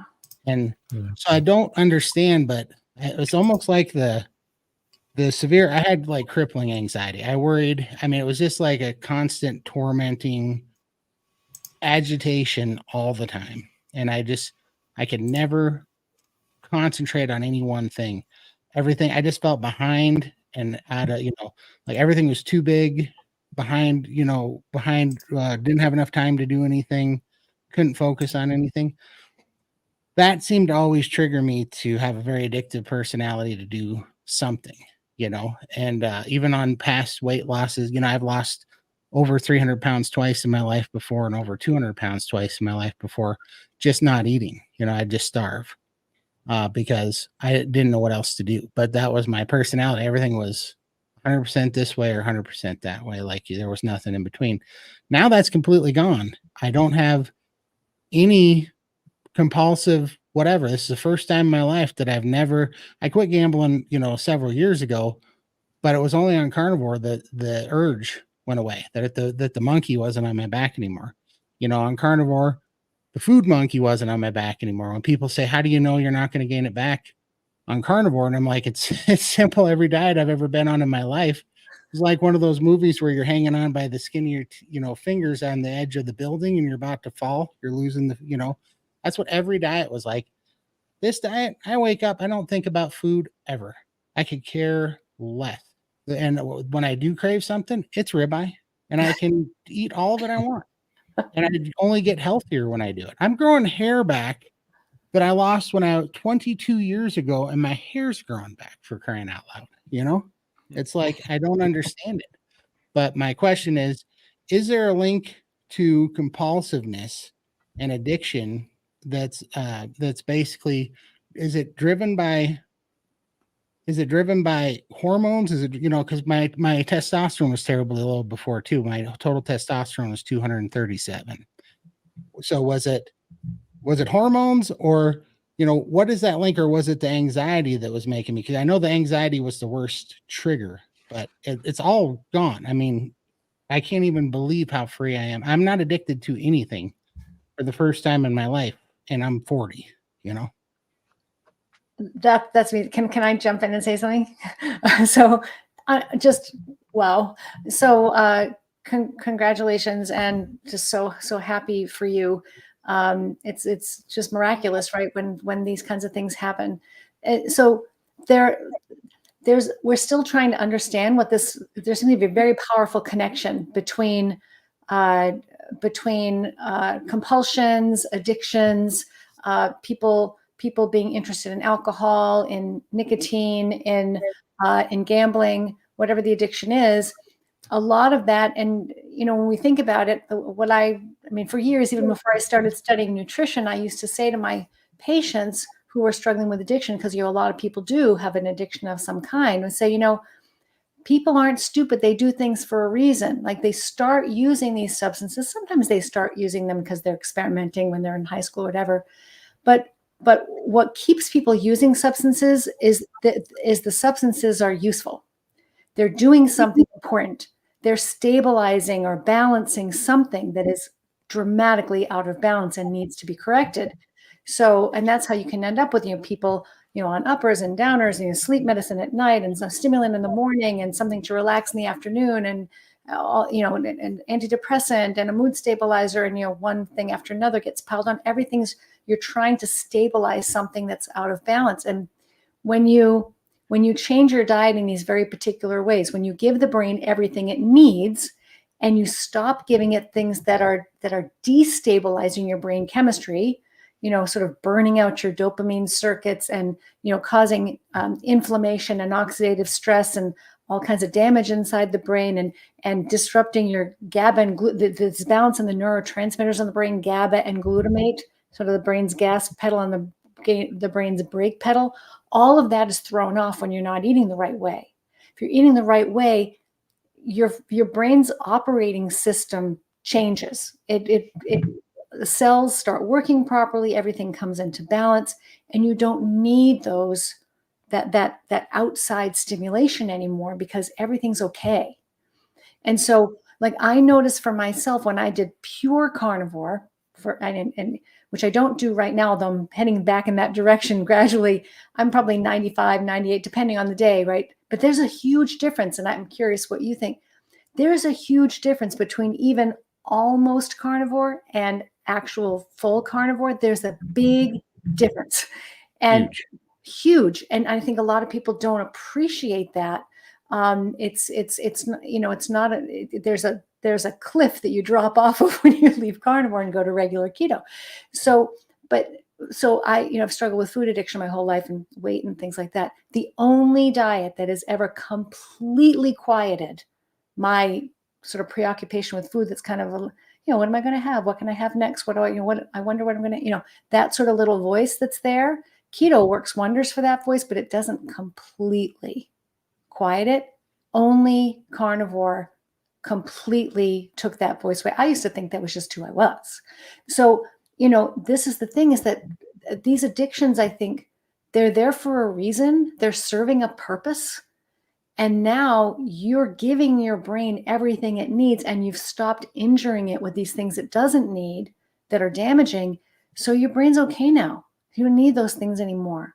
I think it's just amazing. Your story is just amazing. Yeah, sorry. No, go ahead. Go ahead. I was just gonna add to that. Just when I see patients in clinic and they are making these transitions, they say similar things that it doesn't seem to bother them as much. And part of what I've seen is that it's almost like when people struggle, I say, try to stay away from that stimulus. So if it's a Dunkin' Donuts, just take another route. If you got to drive by Dunkin' Donuts, just take a different route. And when I learned from Dr. Joan Iflin is that those addictive neurons, they're kind of hanging out. They're still there. They're probably hanging out at Dunkin' Donuts. So if you stay away from Dunkin' Donuts, they may not. And I think you clean your diet up so well that you've made your house a safe space. You've made, maybe what your work environment a safe space. So what happens is, I think your body is first of all, it has the proper fuel, it's doing just fine. You don't have all of those stimulants that normally would trigger you, and you've removed them from your life. So even in a setting, when you finally get around those things, you're so kind of satisfied that you're okay. But I would dare, even today, I don't keep like peanuts on the counter. We have a rule in my house: don't have peanuts on the counter, because that's a trigger, because I used to love peanuts, right? So even in my carnivore life, I don't want to see peanuts on the counter. So I think you've just cleaned up so much. You've removed the Dunkin' Donuts, or you're going a different route, and your body is like, I'm good now. But if you were to eat a little bit of those things, as suggested by Dr. E, that may put you on a different cliff, a different situation that may then put you back on that rabbit hole. So I just think that's a theory, but I think that's part of the explanation. I gotcha. Yeah, I was just going to say that I did 2.5 years of keto before I found carnivore, and it did not work. Yeah. It was the depression was there. That's why I didn't think depression or anxiety had anything to do with diet. And with 2.5, I mean, all I was eating was ribeyes. And within 2.5 weeks of just eating ribeyes and butter, it was gone. And I mean, I even down to the point that I had to get rid of black pepper. You know, I thought, oh, this couldn't be hurting anything. I got rid of black pepper, and it was like a switch turned, and every craving that I was just completely dominated by was gone. It was just gone. I mean, so yeah, I definitely get that. I would say this though, I think it's even more powerful because I wasn't able to clean up my environment because my mom, I take care of my mom. She's got dementia, and at the time now she's carnivore, but she was eating like a dumpster fire. So there was brownies and cake and soda and pizza and everything all around me, you know, when I was going through that. So I feel almost impervious to cravings now because the only thing I'm addicted to now is feeling good and not having any addictions because life is so much better here, you know. So I love that. I was going to say, Todd, I experienced the same thing, no addictions. And there's something really liberating about that I never expected going into carnivore. It's really amazing not having any addictions whatsoever. So yeah.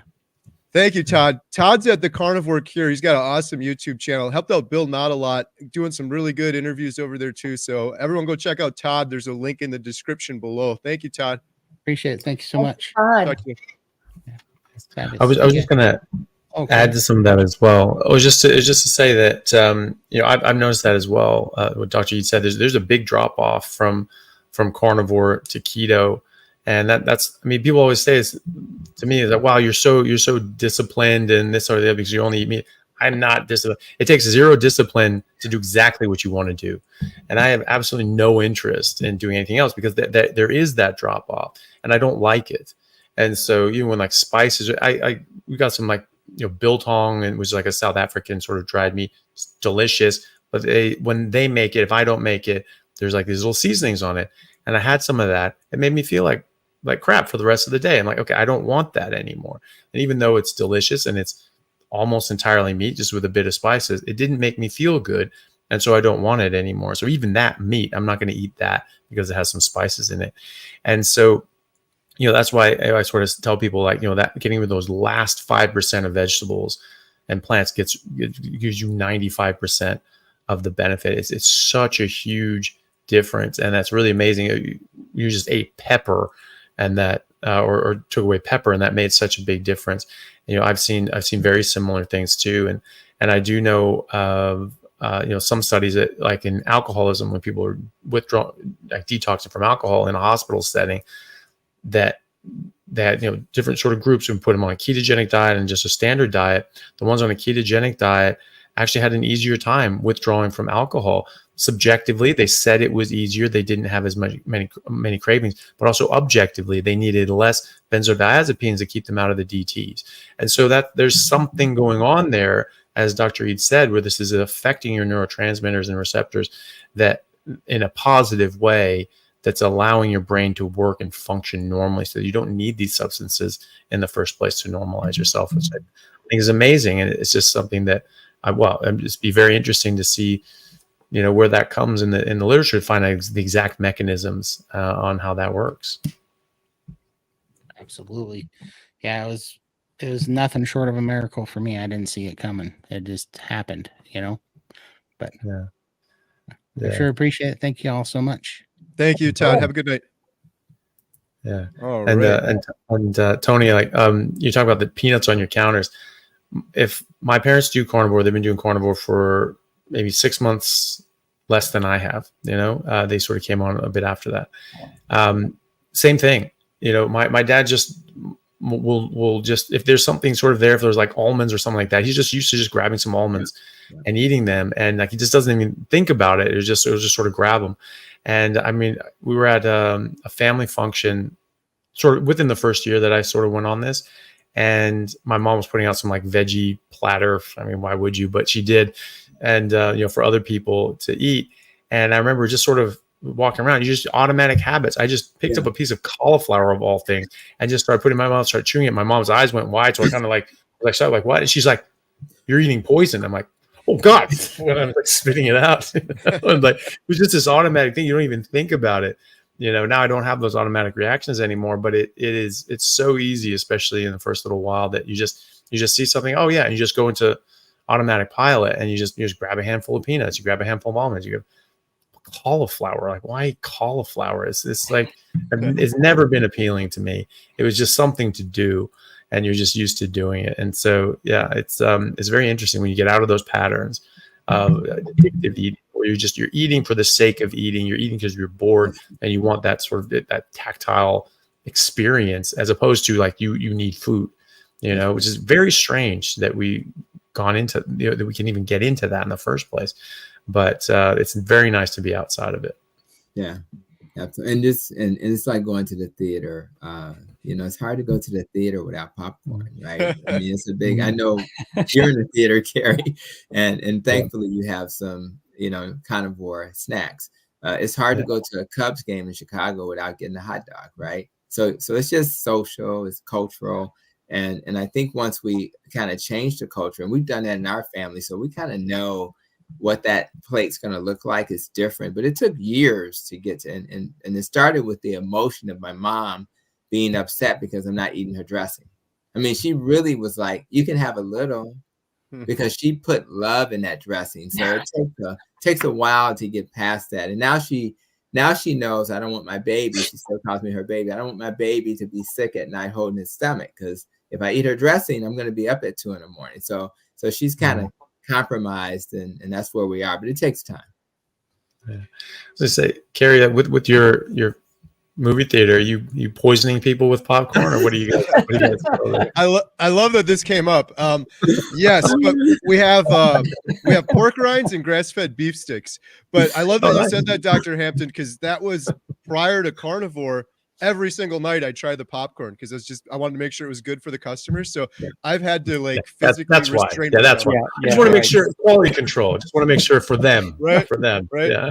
I haven't had a single kernel of popcorn in 315 days now. So, cool. But nice. it is hard, man. It smells good still, but well, some butter that smells good though, right? Right. So just drink the butter. That's fine.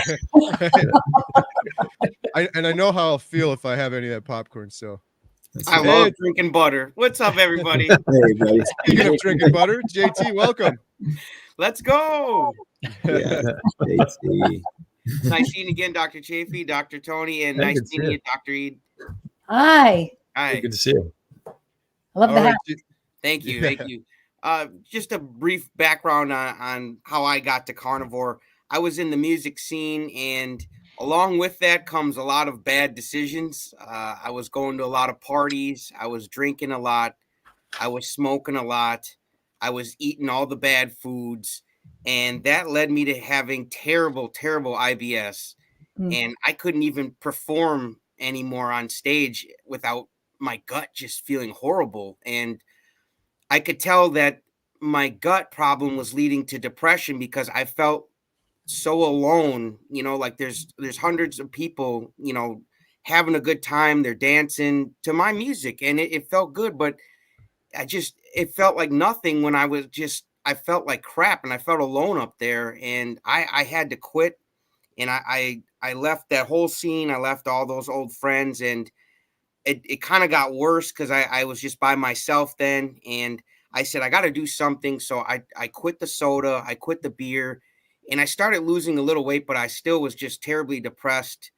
And my life ended up being in a tub. I was just in the tub all the time with my stomach and my back. I have 3 discs in my back. They're out of alignment from a prior accident. And so I always just had to lay in a tub to feel good.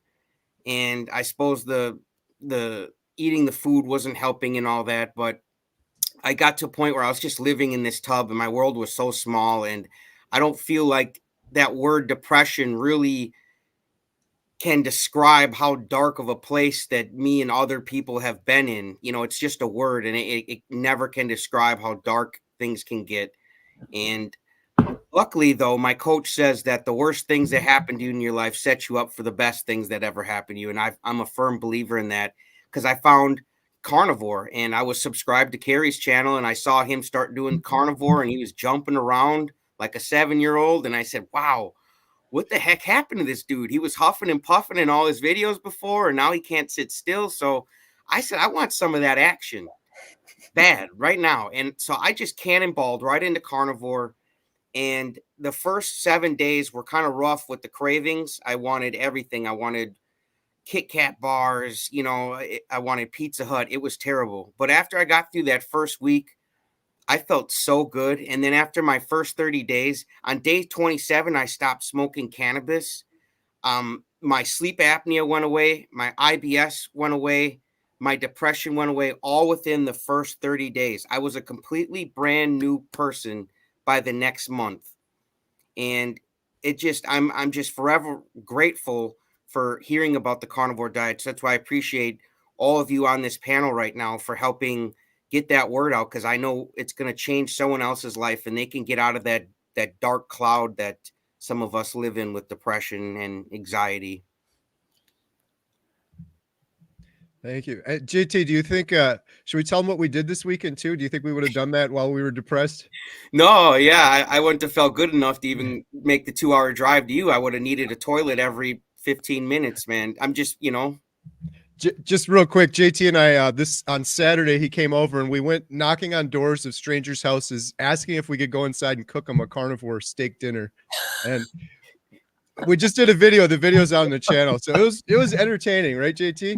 Yeah, it's our second family that we found that they're crazy enough like us that they let us into their house. We cook them a steak dinner and we get to make a connection and meet these people and put them on to how we're feeling, because when you feel so good like this, I feel like you want other people to have the same thing. And that's important to me to share that. It sounds like the beginning of like a true crimes episode or something like that.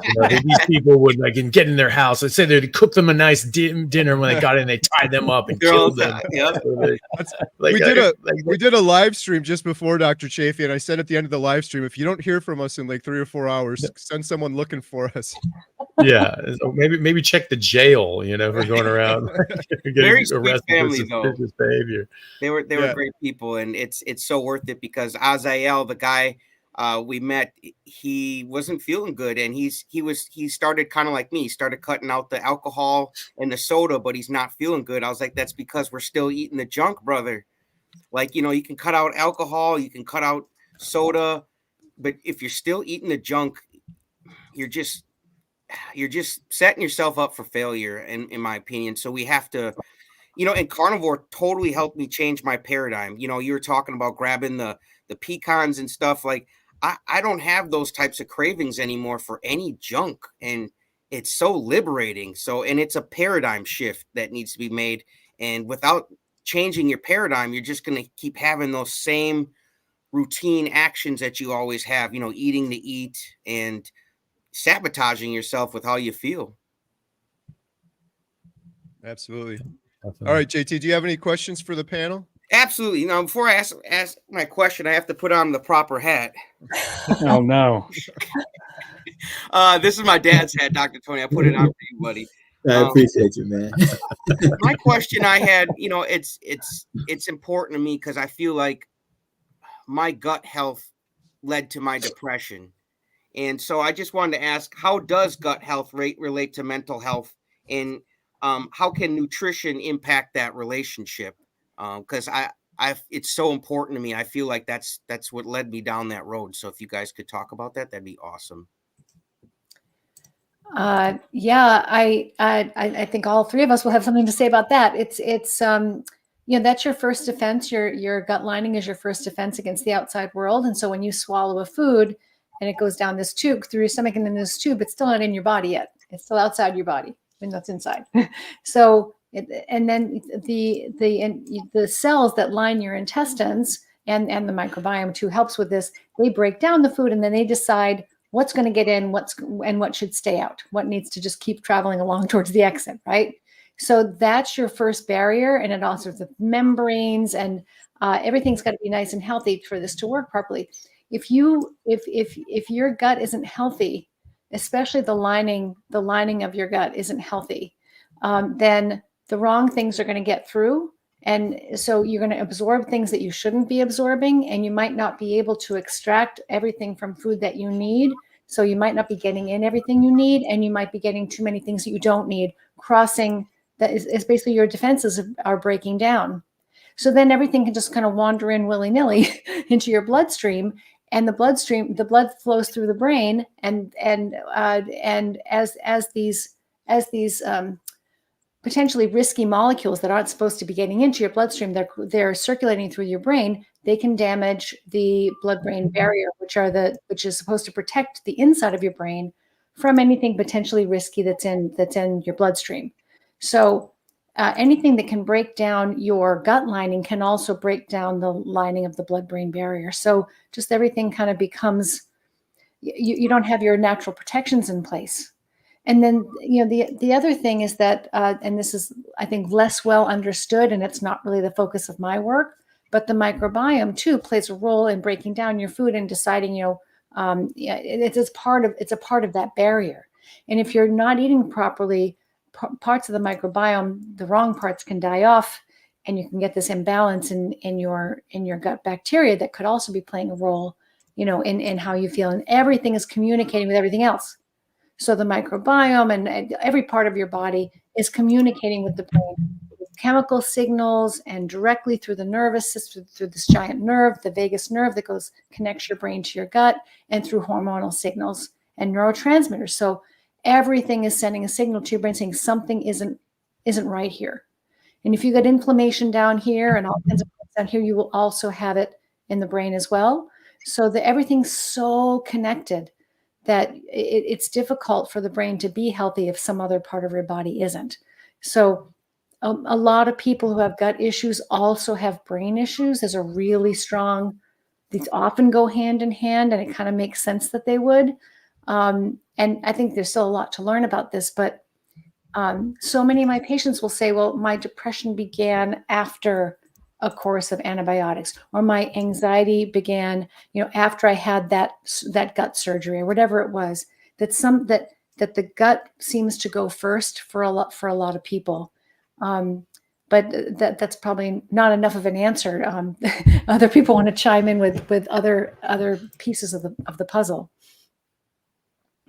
I'll just add, having the same gut problem that you had and Kerry had, we all are kind of brothers from another mother, and it was not very fun at all. Always, you kind of joked about taking that trip, but honestly, when I took trips anywhere, I had to think about the bathrooms. That was like what you had to do. If I was speaking somewhere, I had to think about the bathroom. So it was very frustrating. So I've always been intrigued by this question as well. And when I was doing my vegetarian years for about 8 years or so, I was really trained that those short chain fatty acids, which are basically, your microbiome actually, produce fermentation products from fiber that'll then help protect your gastrointestinal tract in theory, although we know fiber can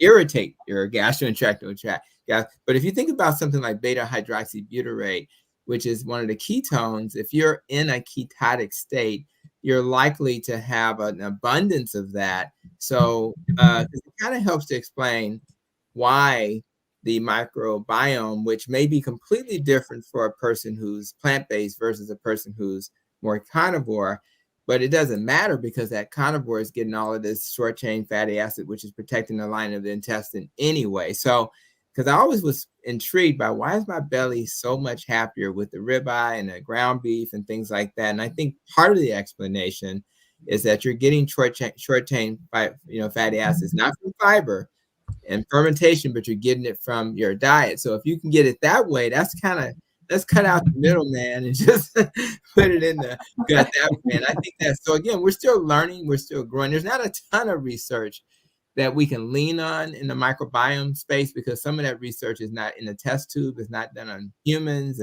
But for me and what I've seen in my research, when I was asking the same question, that's what I kind of came to the logical conclusion is that we get our short chain fatty acids from a different source than the person who's eating fiber. And if I eat fiber, thank God we're virtual, right? Because there will be a problem in that. That's my thoughts on that topic. Appreciate it. Yeah. I mean, I'm not too well versed in the sort of the gut brain connection as far as, serotonin, the different neurotransmitters and things like that. But I don't know if that's something that Dr. Ede knows more about. But just exactly the same sort of thoughts that both Dr. Ede and Hampton had, which is, you're going to see problems in your gut first and foremost. If you're eating the wrong thing, you're going to get upset stomach. You're going to have these sorts of manifestations in your GI system first when you're eating something inappropriate, and then that of course is going to have knock-on effects into the rest of your body. And so if you're eating the wrong thing and that's damaging your gut, that's going to get chemicals into your body that's going to damage the rest of your body. You're not going to be getting specific nutrients that you have to have for your brain and your body. You're going to get harmful chemicals that can get in, either be they man-made or nature-made, that can harm you. I mean, I harp on about the different sort of defense chemicals that plants have, because this is something that should not be ignored. This is something we've known for millennia. We've known about toxins in plants. We killed Socrates with hemlock.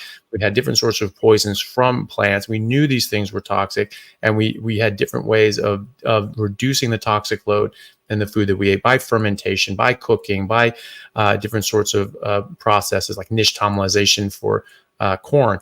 All these different sorts of things that we did, and we've just completely thrown by the wayside because all plants are good. Everything's perfect if it's a plant. Of course, that's wrong. And so we need to be aware of that. Plants make about 1 million different defense chemicals, and we need to be aware of that. And they exist in spinach as well as in hemlock. But we've also patented about 1 million different novel chemicals since the 1970s. What the hell do these things do? And what are they going to do to our bodies? So, just eliminating out all these different sorts of random chemicals that may or may not be appropriate for us. You just cut out to basics. Just put in your body what is designed to put in your body. Try to keep everything away as much as you can. And in general, that's going to improve your health and your mental health as well. Absolutely. So what I'm hearing is, you change your gut, you can change your life. Absolutely. I appreciate those answers, because that gut health is just, it's been one of the biggest things for me to overcome. It had me in such a low vibration all the time that I feel like I finally conquered that. And just quick question, Dr. Tony, did it ever get you kind of anxiety or depression with your gut health, or is that? I think it was like, I was fortunate. I think I had more anxiety when I had a lot of real estate and things weren't going well. but in terms of like my diet, I didn't. Again, it goes back to what I said earlier. I don't think I realized that I wasn't as in a good mood, or I was struggling mentally, because I thought it was norm. So, but once I started to eat this way, how I interacted with my team was different. How I interacted with my spouse and my kids was different. So I think that it was like a very low level depression that I think we all kind of suffer through, because life can be challenging. And then I'm just like a, beep beep. I'm like the, bugs. I'm just a completely different guy now. And so I think that's my version of it. And I can't explain how, you just feel like you've been freed somehow. And I know Kerry talks about this a little bit, and you're just able to give the world so much more of you. And it makes you feel so good. And I can be a better husband. I can be a better father. I can be a better, director and leader in my health system, better doctor. And when patients see me, if I'm not that person, they notice immediately, because they've become accustomed to this energetic doctor who's delivering and giving all this information, talking about nutrition and all the other things we need to talk about. And I want to continue to deliver that, not only to for their benefit, but for my benefit, so that I can actually continue to do this work and don't feel like it's a burden. And I just love, so I appreciate that question, and I really appreciate that Bears hat. That's really what it's all about. Well, I suppose now you're feeling better. You can handle a bad season from the Bears. You're not gonna get as mad. Yeah, that's pretty much what to expect, but we're going to hang in there. No, I love giving you crap. And I appreciate the whole panel and you guys taking time to hear my story and answer my questions. I really appreciate you guys. And, before you go, JT, Likewise. I've got a question for Dr. Ede. Yeah. Sure. So you commented on his hat before that you liked it. Can you comment on the new one? I'm pleading the fifth here. I don't, if I don't see cheese on your head, I'm not talking to you. I'm a Packer fan. This is my dad's hat. He's from Milwaukee, but he likes to give. Yes, my dad is. He was born and raised in Milwaukee, but he's a Chicago Bears fan because he likes to fight with everybody in the state of Wisconsin.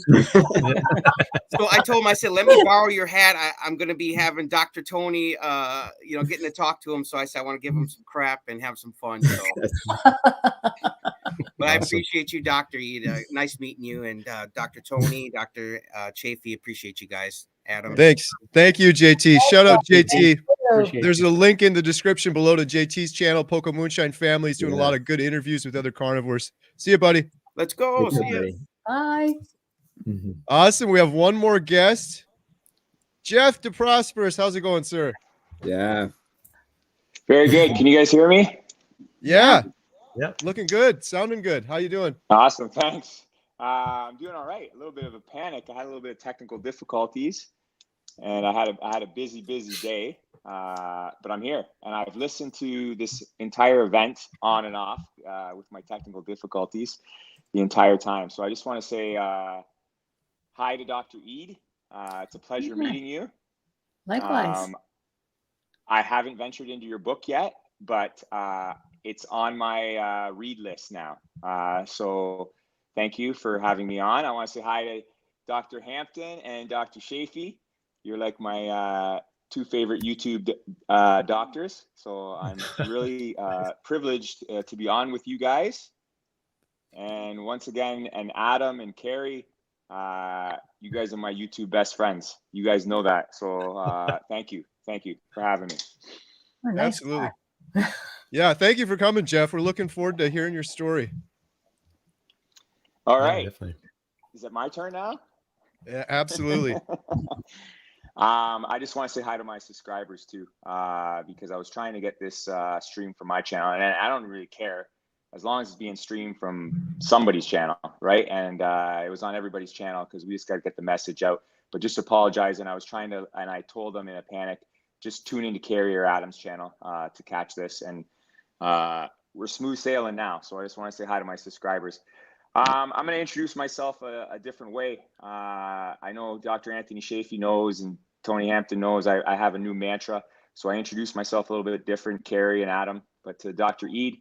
And I'm not going to do it like the way I normally do it, Kerry. I'm going to introduce myself as a human being. My name is Jeff DeProsperous, and I am a father of two sons. Peter and Dante, they're teenagers, 15 and 13.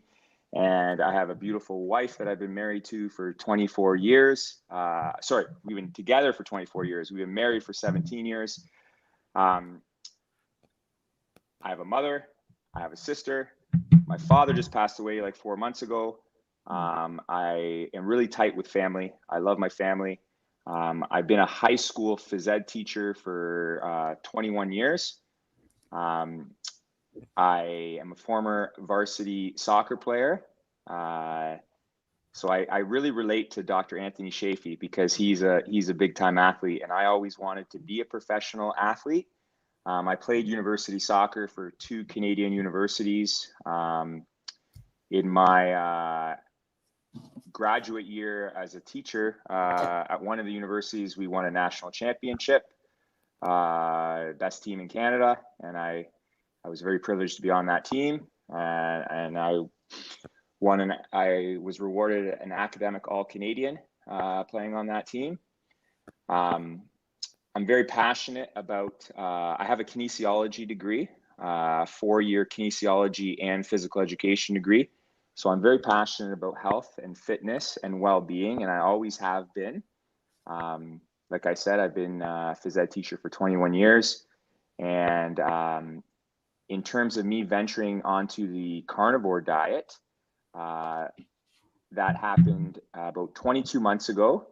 I was diagnosed with a disease that many people classify as a genetic mutation, but I've heard you guys talking about metabolic diseases, and that's exactly what I believe my disease is, a metabolic disease. So I've been approaching it that way through the helps of many friends of mine. In particular, a shout out to my very close friend, Dwight Garlow. I call him Medicine Man. He lives very close to me in my hometown. He's a friend. He's a coaching colleague. And through the helps of Kerry, especially Kerry, I've been able to connect to the YouTube world. And I'm very, very blessed to be connected to the YouTube world. And all these doctors that I've been following for the past 22 months while I've been a carnivore, such as Dr. Anthony Chaffee, Kerry introduced me to Tony Hampton, Sean Baker, a whole bunch more, Ken DeBerry, even Dr. Paul Saladino, even though he drives me a little bit nuts when he eats fruit. So I always shout out to him. But Kerry, I'm very blessed to have met him, and even Adam, and they've made me part of their documentary that I think we're all really excited for coming out, Healing Humanity. And yeah, so I've been a carnivore for about 22 months because I have stage 4 colon cancer that has fully metastasized to the liver. The diagnosis was kind of shocking about 24 months ago in April 2022. I was deemed inoperable, incurable, terminally ill, palliative, given months to live without treatment. With treatment, I think Sean Baker reminds me all the time that if you Google it, it's 9 to 12 months with good treatment. But here I am 22 months later. And in terms of mindset, that plays a huge role in my treatment today, part of my regimen. And I did struggle with a little bit of depression, anxiety, and sleep apnea right before I diagnosed myself. But there's also things here in Southern Ontario, Canada, where I'm from, that have affected me probably for the past 15 to 20 years. Everybody knows of SAD, seasonal affectionate disorder. I've been a victim of that probably for the past 15 years, and it's probably many reasons. I'm not a big fan of winter, but also the lack of vitamin D. I've realized that I do supplement with quite a bit. Even though I am a carnivore, I do supplement because my medicine man, Dwight, says the chemotherapy that I've had 38 rounds of chemotherapy really depletes all my cells of all the special vitamins and minerals that normally partake in a cell. So I'm trying to attack this the metabolic way, where the mitochondria has been disrupted, and I'm trying to fix that mitochondria. So Dr. Ede and Dr. Chaffee, Dr. Hampton, I hope I introduced myself enough. Sorry for talking so much there. Well, that's an amazing story, man. Every time I hear it, it's just more and more powerful to me, and I really appreciate you making your channel and putting yourself out there for other people to see, because I was literally just talking to someone today, and they were saying that their father-in-law has a stage 4 colon cancer, and basically his doctors are saying, there's nothing you can do. Food doesn't matter. Just drink beer, eat chicken wings. It doesn't matter. And it's like, why would you do that? I mean, even if you didn't understand about this stuff, why would you tell people to be unhealthy and do things that are knowingly unhealthy? Of course, that's going to give you a worse outcome. Of course, it's going to make your body less able to fight this thing off and to weather the chemo and radiation. So it's pretty appalling when you hear that. And so I really appreciate you coming out and telling your story so that people can look at that and go, hey, there is something I can do. They don't have this defeatist mentality from their doctors sometimes that probably has their best interests at heart, saying that, look, this is a really bad situation. Just enjoy your life. Have beer, have it. But people aren't asking, hey, does food matter? Because I really want to go and party. And that's what I want to do. That's not what they're asking. They're saying, does food matter? Can it affect my outcome? Can I help this get better?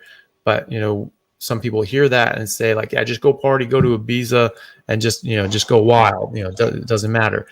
It does matter. And so they hear that and they go, there's nothing I can do. This is hopeless.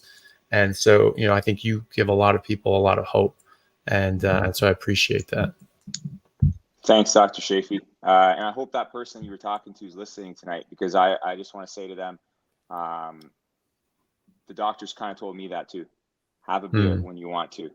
Eat what you want. They told me all that right from the start, a few of them. So I didn't really listen to them. And Kerry man always says, you got to take things into your own two hands. So that's what I'm trying to do.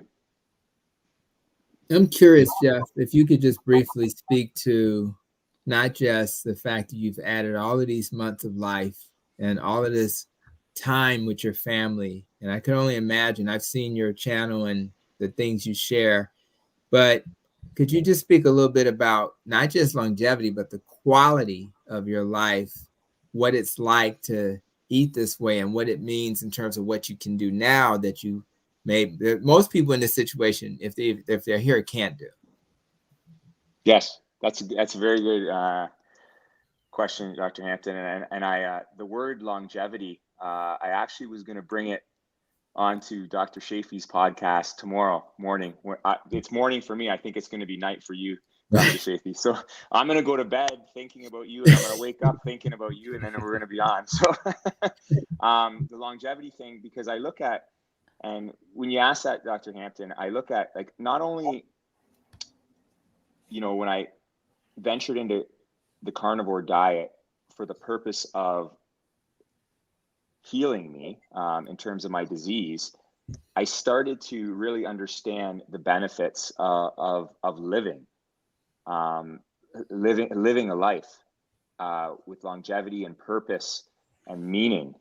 So, I started, even when I listen to people like Sean Baker or Anthony Chaffee, and they have they talk about their workout regimens or their and why they're doing it. From a scientific point of view, it makes a lot of sense, and why all the regimens that I'm doing, it's helped me. And this is going to sound really weird, but even though I do have stage 4 cancer and I'm terminally ill, I've said this before, I'm in the best shape of my life right now. And I feel like I'm a varsity soccer player. I was talking to someone last night that's playing like in adult league soccer, and I'm like, I'm trying to get in, and I don't think people are inviting me because I think they're like, oh, Jeff's dying of cancer. I don't know if I'm ready to play. Like, as long as my port on my chest doesn't get, even if it does get out of bed, they can fix it. You know what I mean? I want to get on the pitch. I'm looking forward to it. I've been coaching a lot, volunteering. I'm still loving it. I would love to go back to being a phys ed teacher. That's my passion. But I'm blessed right now with the life I'm living with my family, especially my 2 sons. I'm very, very blessed that I'm in their life. Like today, Peter came with me, and by the way, this morning, I had hyperbaric oxygen treatment out of town, actually close to Toronto, Canada. So it's about an hour away. So Peter wrote his last exam. He's in grade 10. He hung out with Dad today, and we went for hyperbaric chamber treatment. Then we went out for a carnivore lunch, and then we did a few things. We're kind of we're sneakerheads, so we went and looked at a few shoe shopping at the mall, and then we booted home. I was able to drive Peter to then soccer practice tonight, and that's where I was kind of communicating with Kerry and Adam, and I made it home on time to be on this channel. So in terms of that's my longevity, like that's my life. That's what I'm doing day to day, and I'm not stopping. And the carnivore diet has allowed my mind to be very clear and focused and scheduled and regimented and disciplined. And then in essence from that, and I think maybe Dr. Ede could probably expand on this, because my mind is now so strong and I'm basing it a lot on the carnivore diet, my body's starting to respond to it too. And my energy level's steady. I think I'm in and out of therapeutic ketosis and just normal ketosis. I'm not carb dependent at all, because I avoid that a lot as much as possible. What really strikes me is your ability to be in the moment right now, enjoying your life in this moment. I mean, for all we know, you could live longer than I do. I just don't have, nobody's telling me how much longer I might live just because you know what I mean? It's you've decided to live now and to live your best life in the healthiest way possible, to be with your family and, to give them the best of you and to give yourself the best of you, regardless of, what other information might be coming in from doctors and whatever other treatments you may be requiring. I think it's just really a huge testament to your character. There are so many people who, if they were faced with a diagnosis like this, would just give up. And how, what you've done is you've turned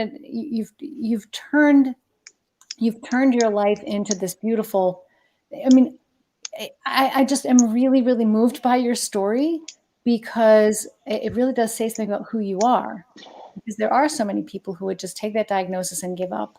And how does that help anybody? How does that help your family?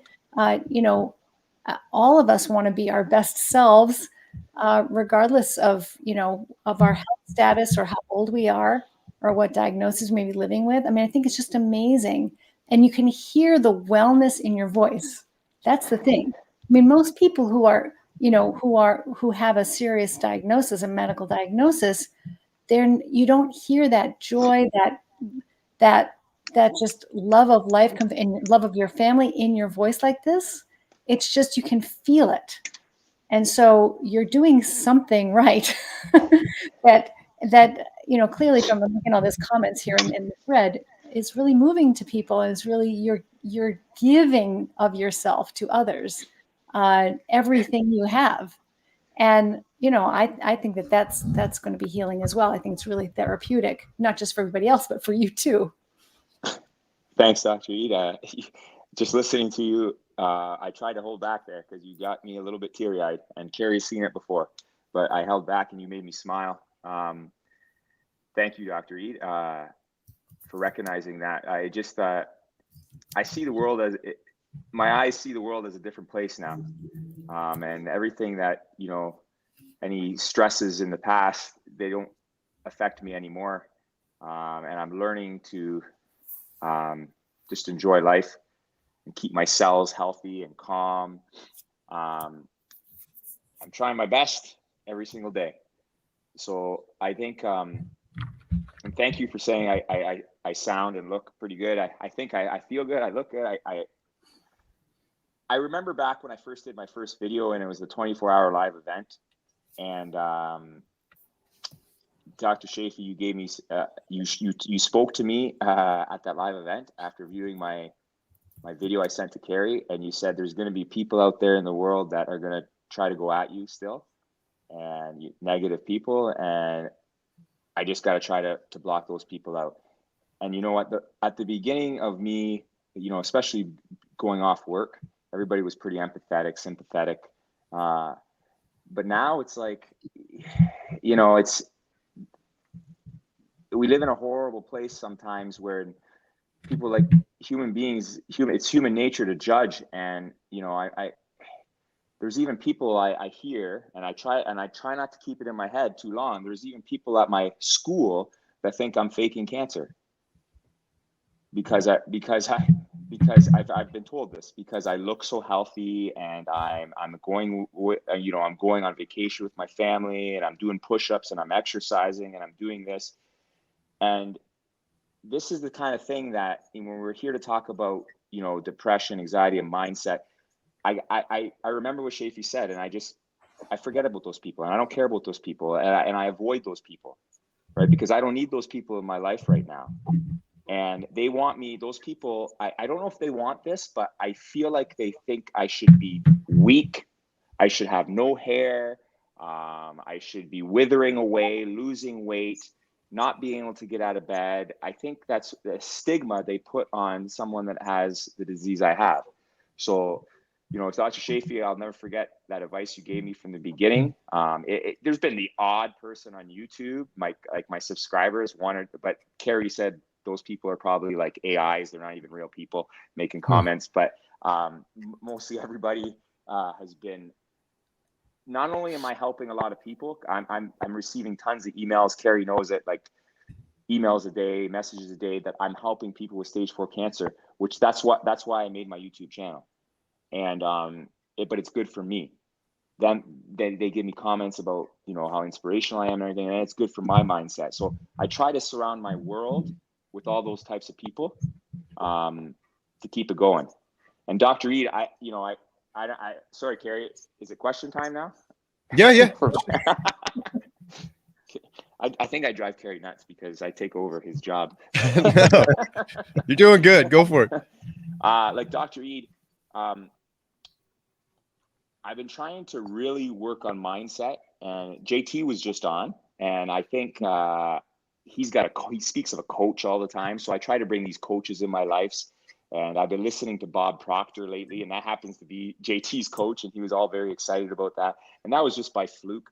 I've been seeing a Wim Hof instructor who's working on breathing with me, which it's all connected in terms of like your brain and your nerves. And we're working on my vagus nerve, the fight or flight response, you know, cold plunging and stuff like that. Can you speak to scientifically, like, am I doing the right thing? Am I doing the right thing in trying to keep my, you know, the vagus nerve connects from your brain, I believe, throughout your whole body, and trying to calm those cells. Is there any more I can do to add on to that? Yeah. So what you're doing is, you know, the brain is listening. The brain doesn't just listen to food; it also listens to every other aspect of your environment. And you're doing all of these wonderful things to improve the quality of every aspect of your environment. So you've got good relationships, good people around you. You're blocking out the people, you know, ignoring the people that are, you know, not so positive in your life. You know, you are, in addition to feeding yourself really well, you're learning how to manage stress and learning how to calm your nervous system. And this is really important because stress also has an impact on brain chemistry and mood, and even on the structure of the brain. Too much stress can directly damage the brain. And so the food isn't the only piece of the puzzle, right? You need love, you need, you know, joy, you need, you know, good relationships, you need, you know, healthy, you know, good breathing techniques can reduce the neurotransmitters in your sympathetic system, which is the fight or flight system, keeping everything calm. And that way your brain won't be overreacting and, you know, trying to fight off inflammation and oxidative stress that can come from high stress hormones. So this is also really important. And so it's wonderful that you're working with a coach, because these things are hard to do when we're all by ourselves, alone in a room. Yeah. You know, we're social creatures, and we learn from each other, and we grow when we are connected to each other, and when we feel loved and supported by other people. So that I love that you're exposing yourself to positive influences and getting coaching and taking good care of every aspect of your health, not just your diet. And I think it's really wonderful. You know, you just never know what's possible. All you can do is take care of yourself one day at a time and see how things unfold. And, you know, you're taking care of every aspect of your nervous system by doing all these different things. Awesome. Thanks. Dr. E, do you have any patients of yours that you work with that have cancer? And is that part of their treatment to try to keep their mindset as strong as possible? Yeah, I mean, right now, there are a couple of people that I'm working with who have cancer, but not, I would say not any advanced stages of cancer. Sure. So at least not right now, because my practice is constantly changing. The types of people that I'm working with are constantly changing. One of the nice things about this kind of work is that people actually get better, and then you see new people. Yeah. So that doesn't happen very much in traditional psychiatry, but no, I have definitely worked with people with cancer over many years of my career, and right now I can think of a couple of people that I'm working with who have cancer. And I think that this is the thing, that the whole body, not just thinking about the mind, but thinking about the whole body. The same principles apply in treating somebody who is living with cancer, people who are living without cancer, and think how many people may be living with cancer who don't know it.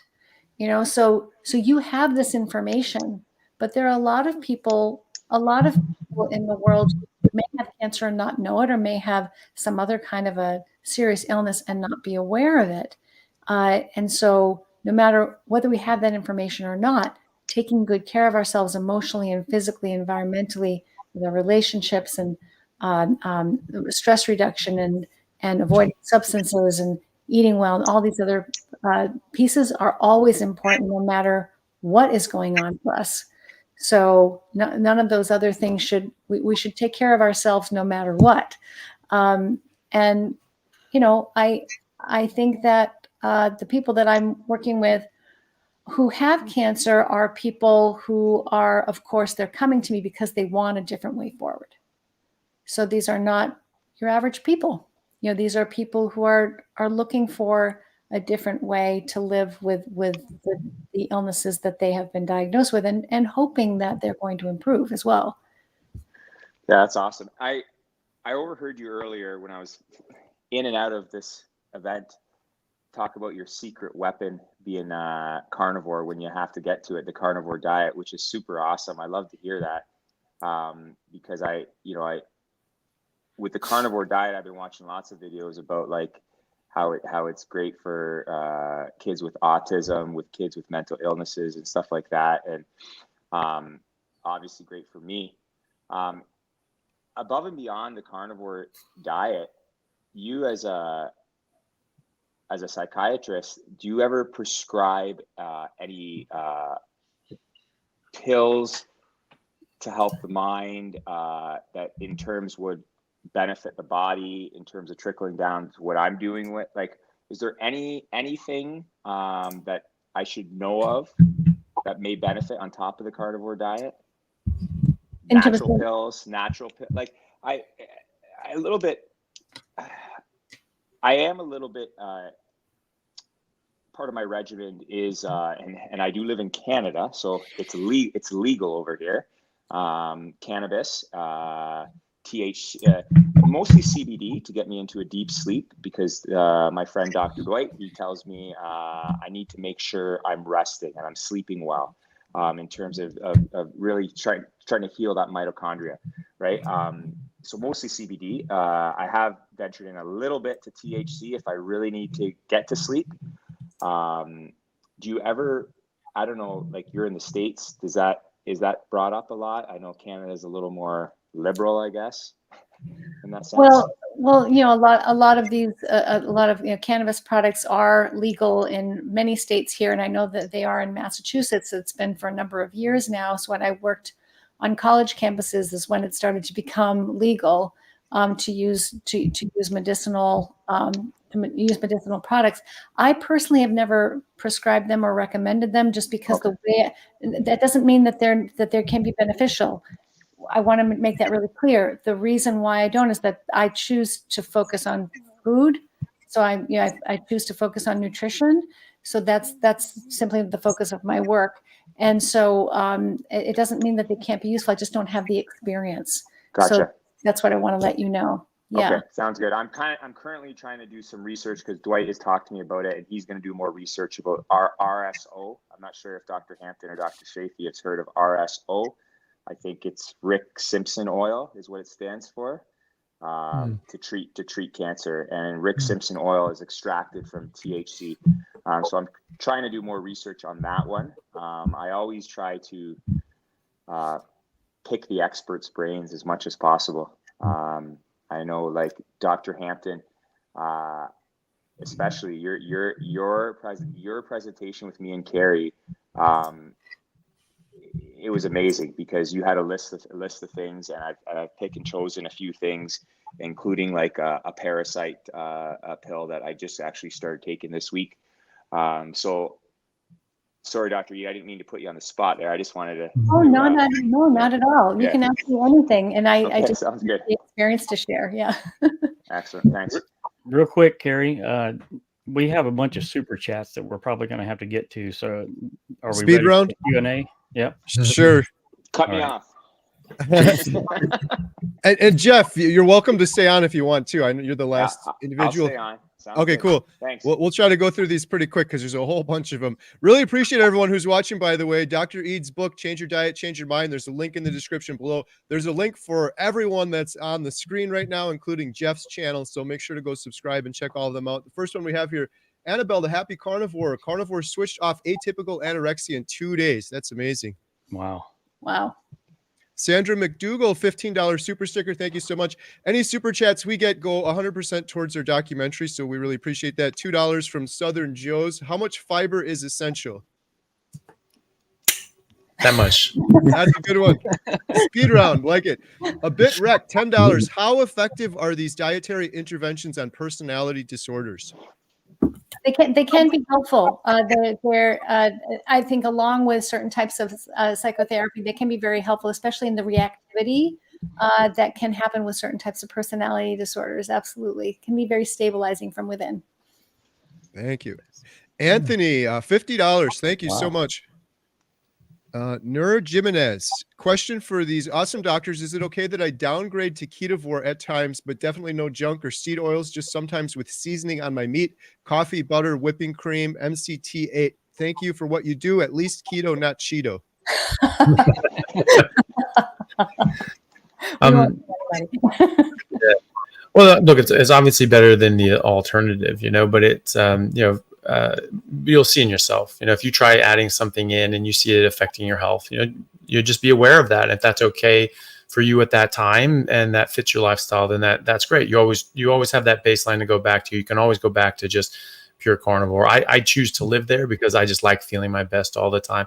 I could add some spices in, and I don't have autoimmune issues. I don't have a lot of other issues that would require me to stick to only red meat and water, but I prefer to because I just feel better. But if that suits your lifestyle, that's totally up to you. All right. Super sticker, $14. Thank you so much. Cat A, $5. Thank you so much. Hey, it's Russ, Homesick Buckeye. $10. Shout out to my brothers and great prophets, Chaffee and Hampton. The Reverend sends his best and says you are behind on your ketogenic tithe. That's our good friend, Russ. Thank you, Homesick Buckeye, Russ. $2, Nancy Chandler. Thank you so much. $5, Nancy Chandler. Hey, guys, great podcast. May I ask if Dr. C is familiar with MDS and symptoms? MDS. Sometimes the acronyms you don't always know. I don't know which MDS they may be talking about, though. Yeah, it could be myelodysplastic. That's what Google says it is. Yeah. No, I'm not too familiar with those, unfortunately. I just, but it'd be interesting. Some of these things we don't have obviously we don't have studies on just carnivore all the time, but they're coming. There's more getting out there, but there are a lot on ketogenic diets. There are thousands of studies on ketogenic diets. Carnivore is a ketogenic diet, so you can transfer some information from that. So if you look up that or any other issue and you look up ketogenic diets, see if they're done trials, many have been done, literally thousands at this point. And so if you see ketogenic diets or fasting mimicking diets or fasting improving any of these problems, a carnivore diet should help them as well for the same metabolic reasons. Yep. All right. Why is fiber so bad? It is not good for your gut, ? We're not set up for it. We don't have the capacity to digest it and absorb it. In order to put beef up the fiber content in processed foods like cookies and ice cream and things like that. And they say there's fiber. Why do you need fiber in ice cream? They put in sawdust. That's what fiber is. It's cellulose. And so they put sawdust in these items. Is sawdust an essential nutrient? An essential nutrient means if you don't have it, you will die. That's what essential means. And so I don't think you're going to die. In fact, I know you're not going to die if you don't have sawdust in your diet. We used to have a capacity to break down fiber. That used to be our cecum. It's now an appendix. In a gorilla, it's 4 feet long, and that's where fiber packs into, ferments, and breaks down into saturated fats and protein from the bacterial die-off. We don't have that capacity anymore. So if we had that capacity, then we could gain benefit from it. At the moment, we don't really get any benefit from it. There can be things that can cause harm. First and foremost, being that it can cause a barrier layer between your enzymes and the food that you're trying to digest, and then the broken down digested food and the lumen of your intestine to absorb it. So depending on who you look at, like Dr. Robert Lustig quotes in his book, Metabolical, that eating fiber with your meal can actually reduce absorption of nutrients by up to 30%. Now he's talking about this as a positive. If you're eating fruit, this reduces the fructose and sugar absorption. I look at it as a negative because I'm not eating anything harmful. If you're eating something harmful, reducing the absorption by 30%, probably a great idea. But if you're not, if you're just eating proper nutrients, then you want to absorb all those nutrients. So there's things like that, but the list goes on. There's even potential for causing microabrasions and actual physical damage to the lining of your gut as well. And there's studies looking at interventional trials, looking at people with symptomatic constipation, getting anal fissures and painful symptoms and gut symptoms. And they stratified by fiber. They had 4 groups. One kept the same amount of fiber, one increased fiber, one reduced fiber, one eliminated fiber. And it had sort of the exact opposite stratification that you would predict based on what we've been told for the last 40 years. People that stayed the same, obviously. People that increased the fiber actually got worse. People that reduced fiber got better. People that eliminated fiber, 100% of them resolved 100% of their symptoms. So this is not what we've been told it is. If you have some fiber and some fruit or some whatever every now and then, is it going to kill you? No. But do you need it? Definitely not. All right. Thank you. Cat A, $20 super chat. Thank you. Sean Johnston, $10. Bella Bratt, for you, I'm giving this to send good vibes for Jeff and F the fake cancer trolls. Thanks to you all for this great live. Love it. Oh, thank you. Homesick Buckeye, another one for Jeff. Shout out to my brother Jeff. Tell the haters your cancer may be fake, but when you knock them out, it'll be real. Hey, Homesick Buckeye. You and I were in a box one time. Remember that? But I'm trying to follow. Bill Knott's theory of be kind. So thanks, Homesick Buckeye. But so I'm trying to live my life, be kind. And while I'm here on that topic, I just quick shout out to everybody listening. Kerry Man and JT, they posted 2 great videos today that my son and I watched. It was an hour and a half long. It was like Kerry. There was like a talk about being kind, knocking on people's door, wanting to cook them a dinner. I was blown away by it. So was my son. And I quickly. Everyone should watch it, because stop watching like The Bachelorette and Bachelor. I sent that to my wife and watch this episode with Kerry and JT. It was well done. Thank you, Kerry. Appreciate it, Jeff. I'm looking forward to getting back up there filming you again and hitting some Canadian doors. For sure. We have to say sorry. We have to say sorry a whole bunch of times before you. Right? Eh? Yeah. Sorry. Hi. Chaffee, you're a unit. My good man, never go vegan. Never gonna happen. Awesome. You should dress up as a vegan for Halloween. Yeah, that's right. It was just pale and pasty and just like shriveled up and things like that. Just angry and yell at people. Yeah. Wow, fast enough. $200. Thank you so much. Wow. Thank you for the wonderful panel. Thanks. What a wonderful evening of information and testimonies. This is a fantastic community. Thank you so much. Paula $20 super chat. Has anyone seen a person with Graves' disease, hypothyroidism heal on the carnivore diet? I'm ready to go all in, but need to be sure this won't increase thyroid hormone levels and antibodies. Appreciate you all. I've had a few patients with Graves, and yes, they have absolutely improved. I've yet to see an autoimmune issue not at least respond very favorably to a carnivore diet. I find that it's best when there's just red meat and water. Sometimes they can even respond negatively to certainly dairy, eggs, but even chicken and pork. And so for best results, I would definitely try just the red meat and water. For best results, if you're not getting as much results as you want, just grass-fed and finished. It seems to make a bit of a difference as well. But I think it's marginal compared to the rest, eliminating out the rest. Also, it's something that I've seen a lot of in the different carnivore forums, such as Zero Carb Health and Zeroing In on Health on Facebook. Those are two great ones because they've been around for years, like well over a decade, probably 15, nearly 20 years. I don't know how, maybe, 15 years, call it 15 years or more.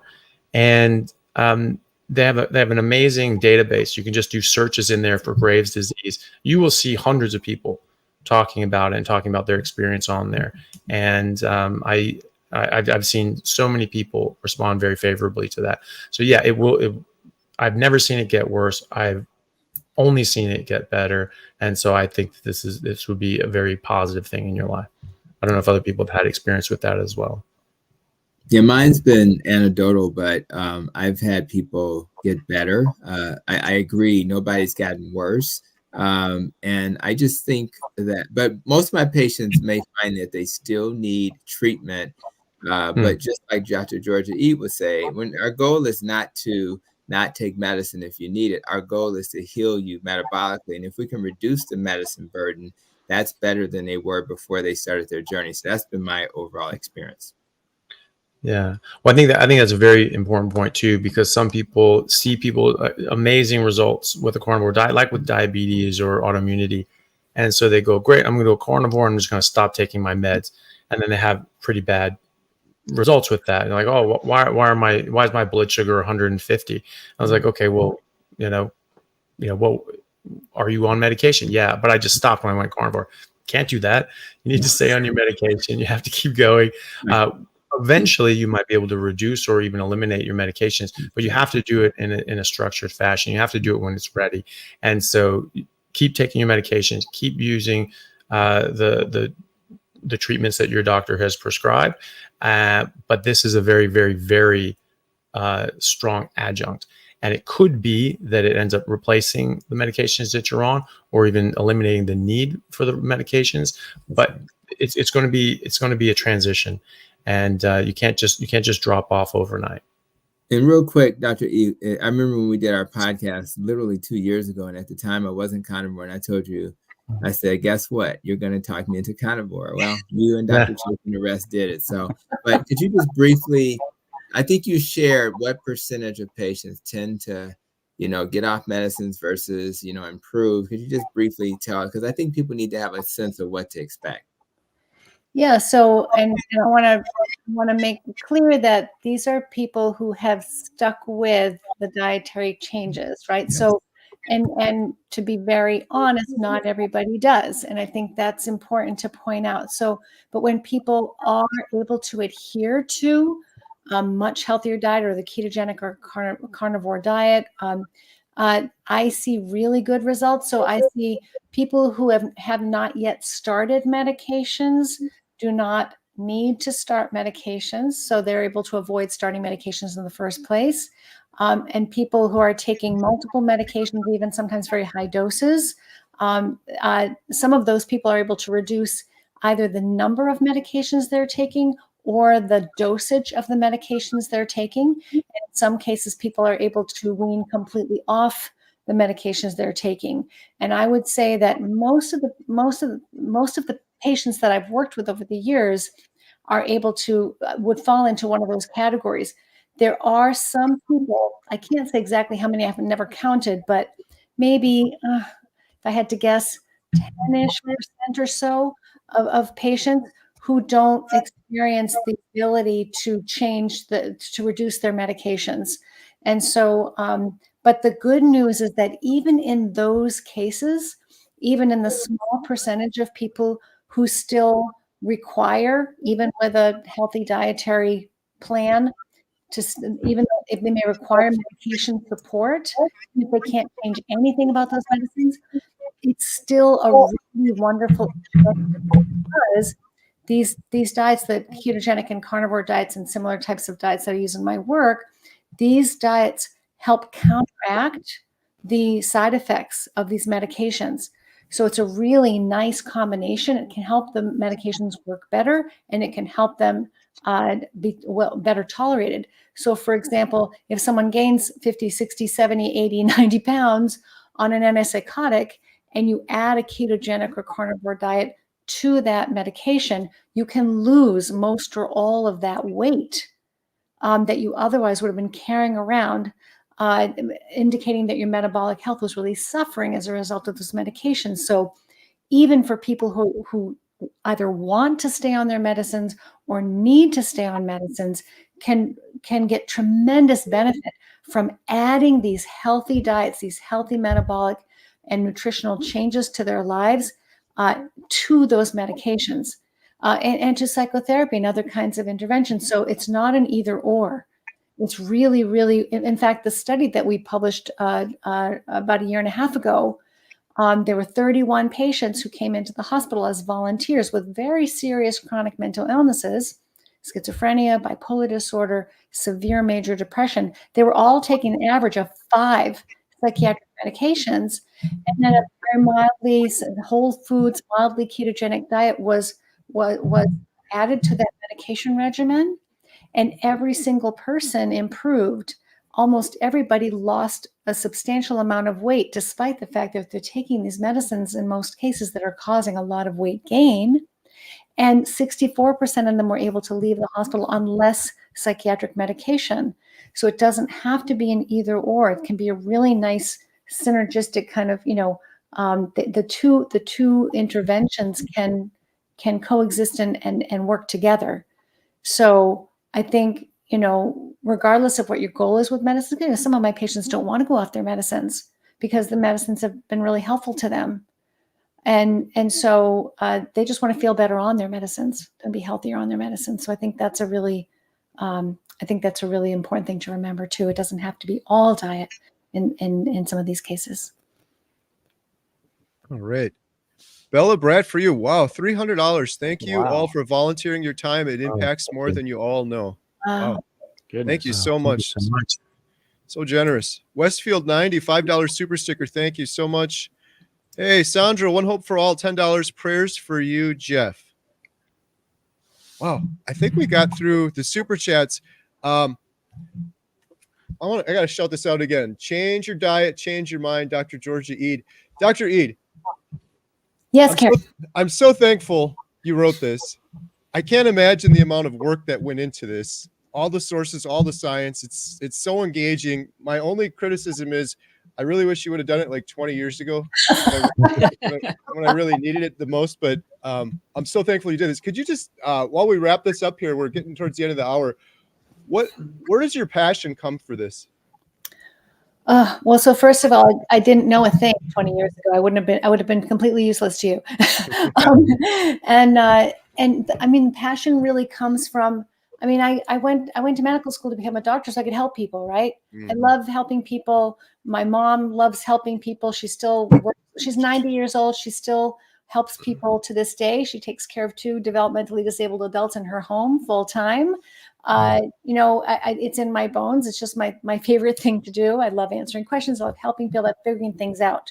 I love getting to the bottom of things. It's my favorite thing to do.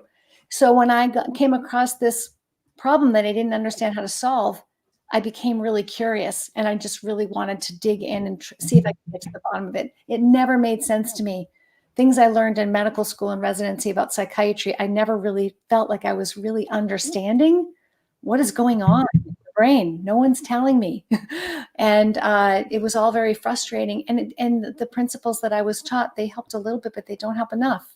So I was just really curious to understand about nutrition. When I figured out my own this crazy diet that solved so many of my problems. I really wanted to understand that. And then I wanted to help all the patients in my practice that weren't getting better. So I love practicing this way. I love thinking about these things. Even though the book was really hard to write and was a lot of work, I love that I was able to put all this information in to try to help people who don't know anything about these strategies. These are really powerful, as everybody here knows, really powerful therapies that you can do so much more with your diet than any medication. These help people in ways that no medication can. And most people don't know. And so that really made me driven to put the information all in one place, not just about mental health, not just about ketogenic diets, not just about meat, but not just about nutrition science. But if you put it all in one place, then people have one place they can go to and where all the dots are connected. Because right now we've got is a book about this aspect, a book about that aspect, a book that looks at this aspect of diet or this aspect of mental health or this aspect of nutrition science. If we put it all in one place, then people hopefully will be able to see how it all fits together, and then they can be empowered to make these changes. And within a few weeks, in most cases, people will feel better.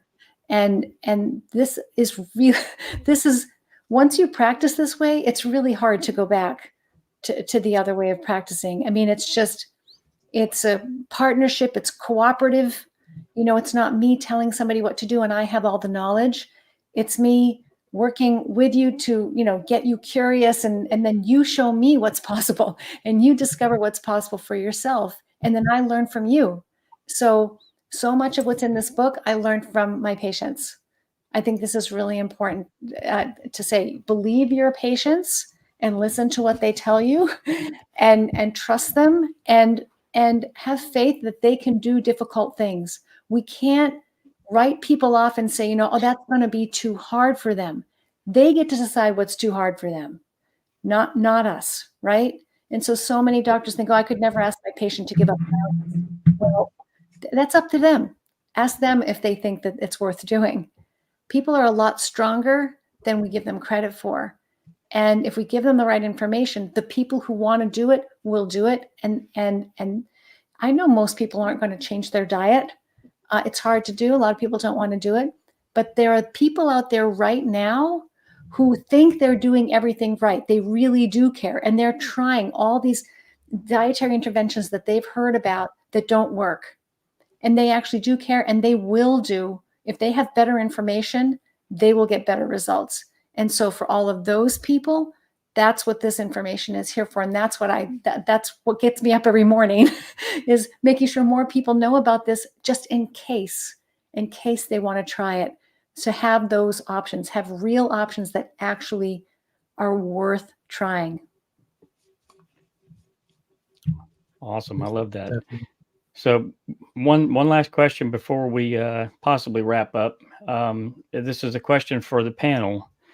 So we've talked about how diet can improve your mental health, but for those that are listening, what are some action steps that someone can take to improve their mental health right now? I'll just start by saying, my brain is all about looking at the big picture.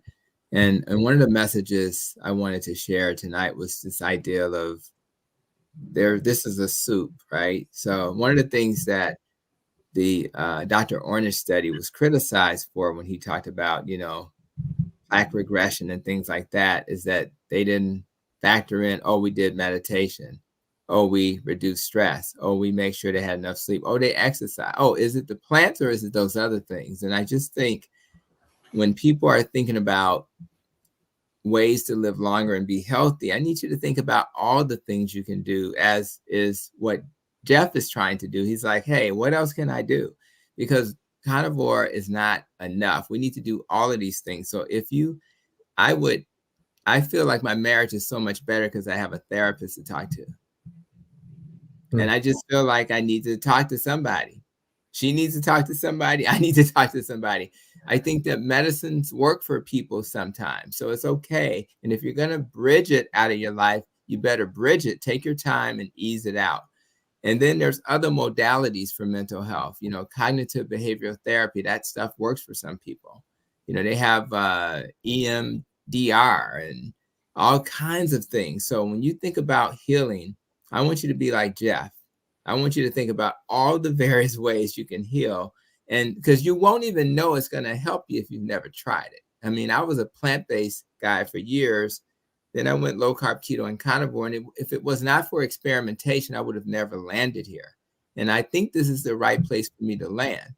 But I'm also trying to continuously improve. So my message to everybody, what are you not doing well in life? And what can you now then focus on for 2024? And then when you finish 2024 and you've mastered that one thing, rather sleep, stress, whatever, what else can you work on? And if you heal your body that way, then it'll be much easier if you face cancer to deal with it. It'll be much easier. So I want you to not think of one thing.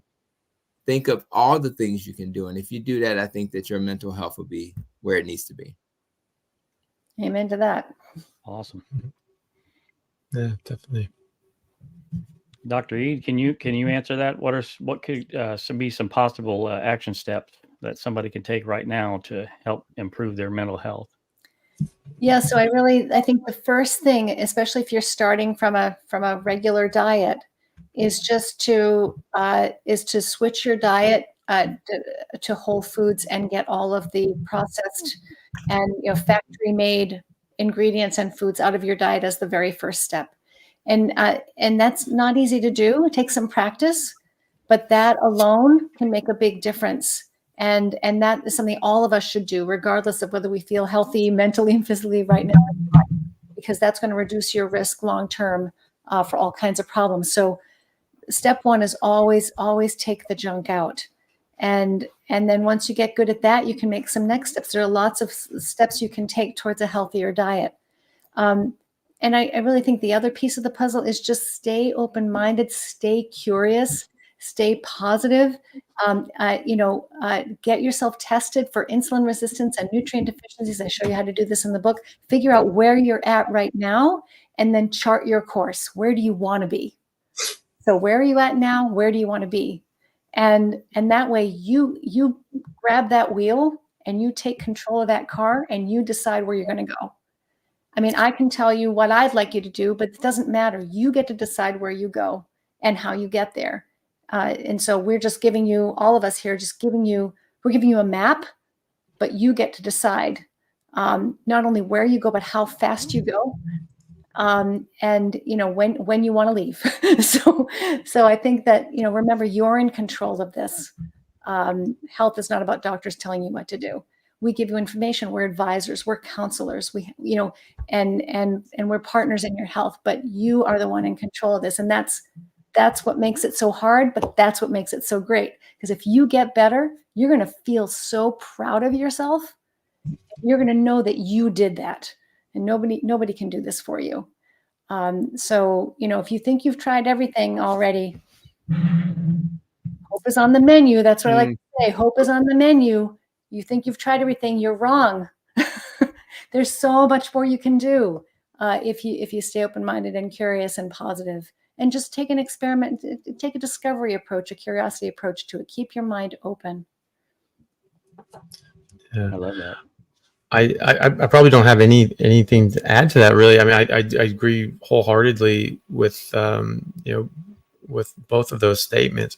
I think it's very important just to cut out the garbage, first and foremost, and to just have the mindset, like Dr. Ede said, of understanding that there are things that can help. It's not hopeless. You're not lost. It's not just like, well, it's just these medications, and if they don't work, then they don't work, and you're sunk.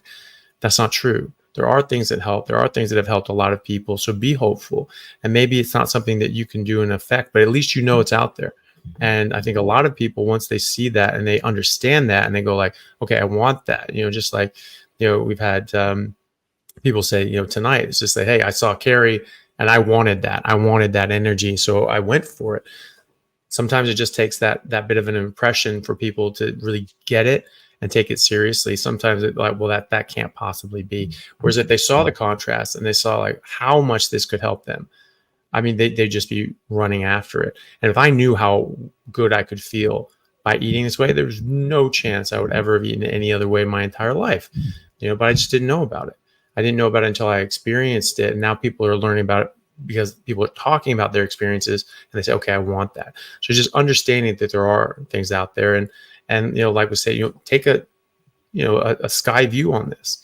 There's a lot of things. Diet is such an important part, but there are other things that are important too. Trying to reduce stress, getting better sleep, doing the cold plunges, getting outside, making sure that your family connections and friend ties are important, because we're social creatures. This is important for our mental health and our sanity, to have these social bonds with other people, and animals for that matter.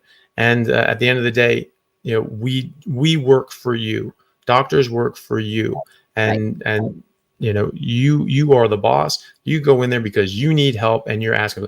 Somebody's coming to fix your deck. You say, how are you going to fix my deck? Oh, I fix it like this. Well, I don't really want it like this. Well, you're going to damn well get it like this. That's not how that works. So you don't need to listen to advice from doctors that doesn't fit well with you. You can get second opinions. You can try things out for yourself. We are there to advise. We're there to give you our best advice and our learned opinion and our educated experience. But you're the one who has to affect this. And it's a really bad idea to give the decision-making responsibilities to people who pay no price for being wrong. You're gonna be the ones suffering the consequences if this goes pear-shaped. So you need to be really confident and really happy with how this goes, and that I think helps with the doctor-patient relationship as well. If someone is really bought into the program, compliance goes through the roof. If the patient is like, this is what I want to do this with you, great, let's do it together. You're going to be much more likely to succeed in that as well. So always remember that this is about your life, this is about your health, and don't lose sight of that. All right. Hey, we got one last super chat. Best few hours I spent in a long time. Thank you, good people. Jeff, you inspire me. Keep on keeping on, my man. Nice. Jeff inspires a lot of people. All right. Well, Dr. Ede, thank you so much. Again, I encourage everyone, change your diet, change your mind. I hope you're proud of yourself, Dr. Ede. This had to be an incredible amount of work, and there's so many hopeless people in the world that I know this is going to help them. It's such a powerful thing. So thank you so much.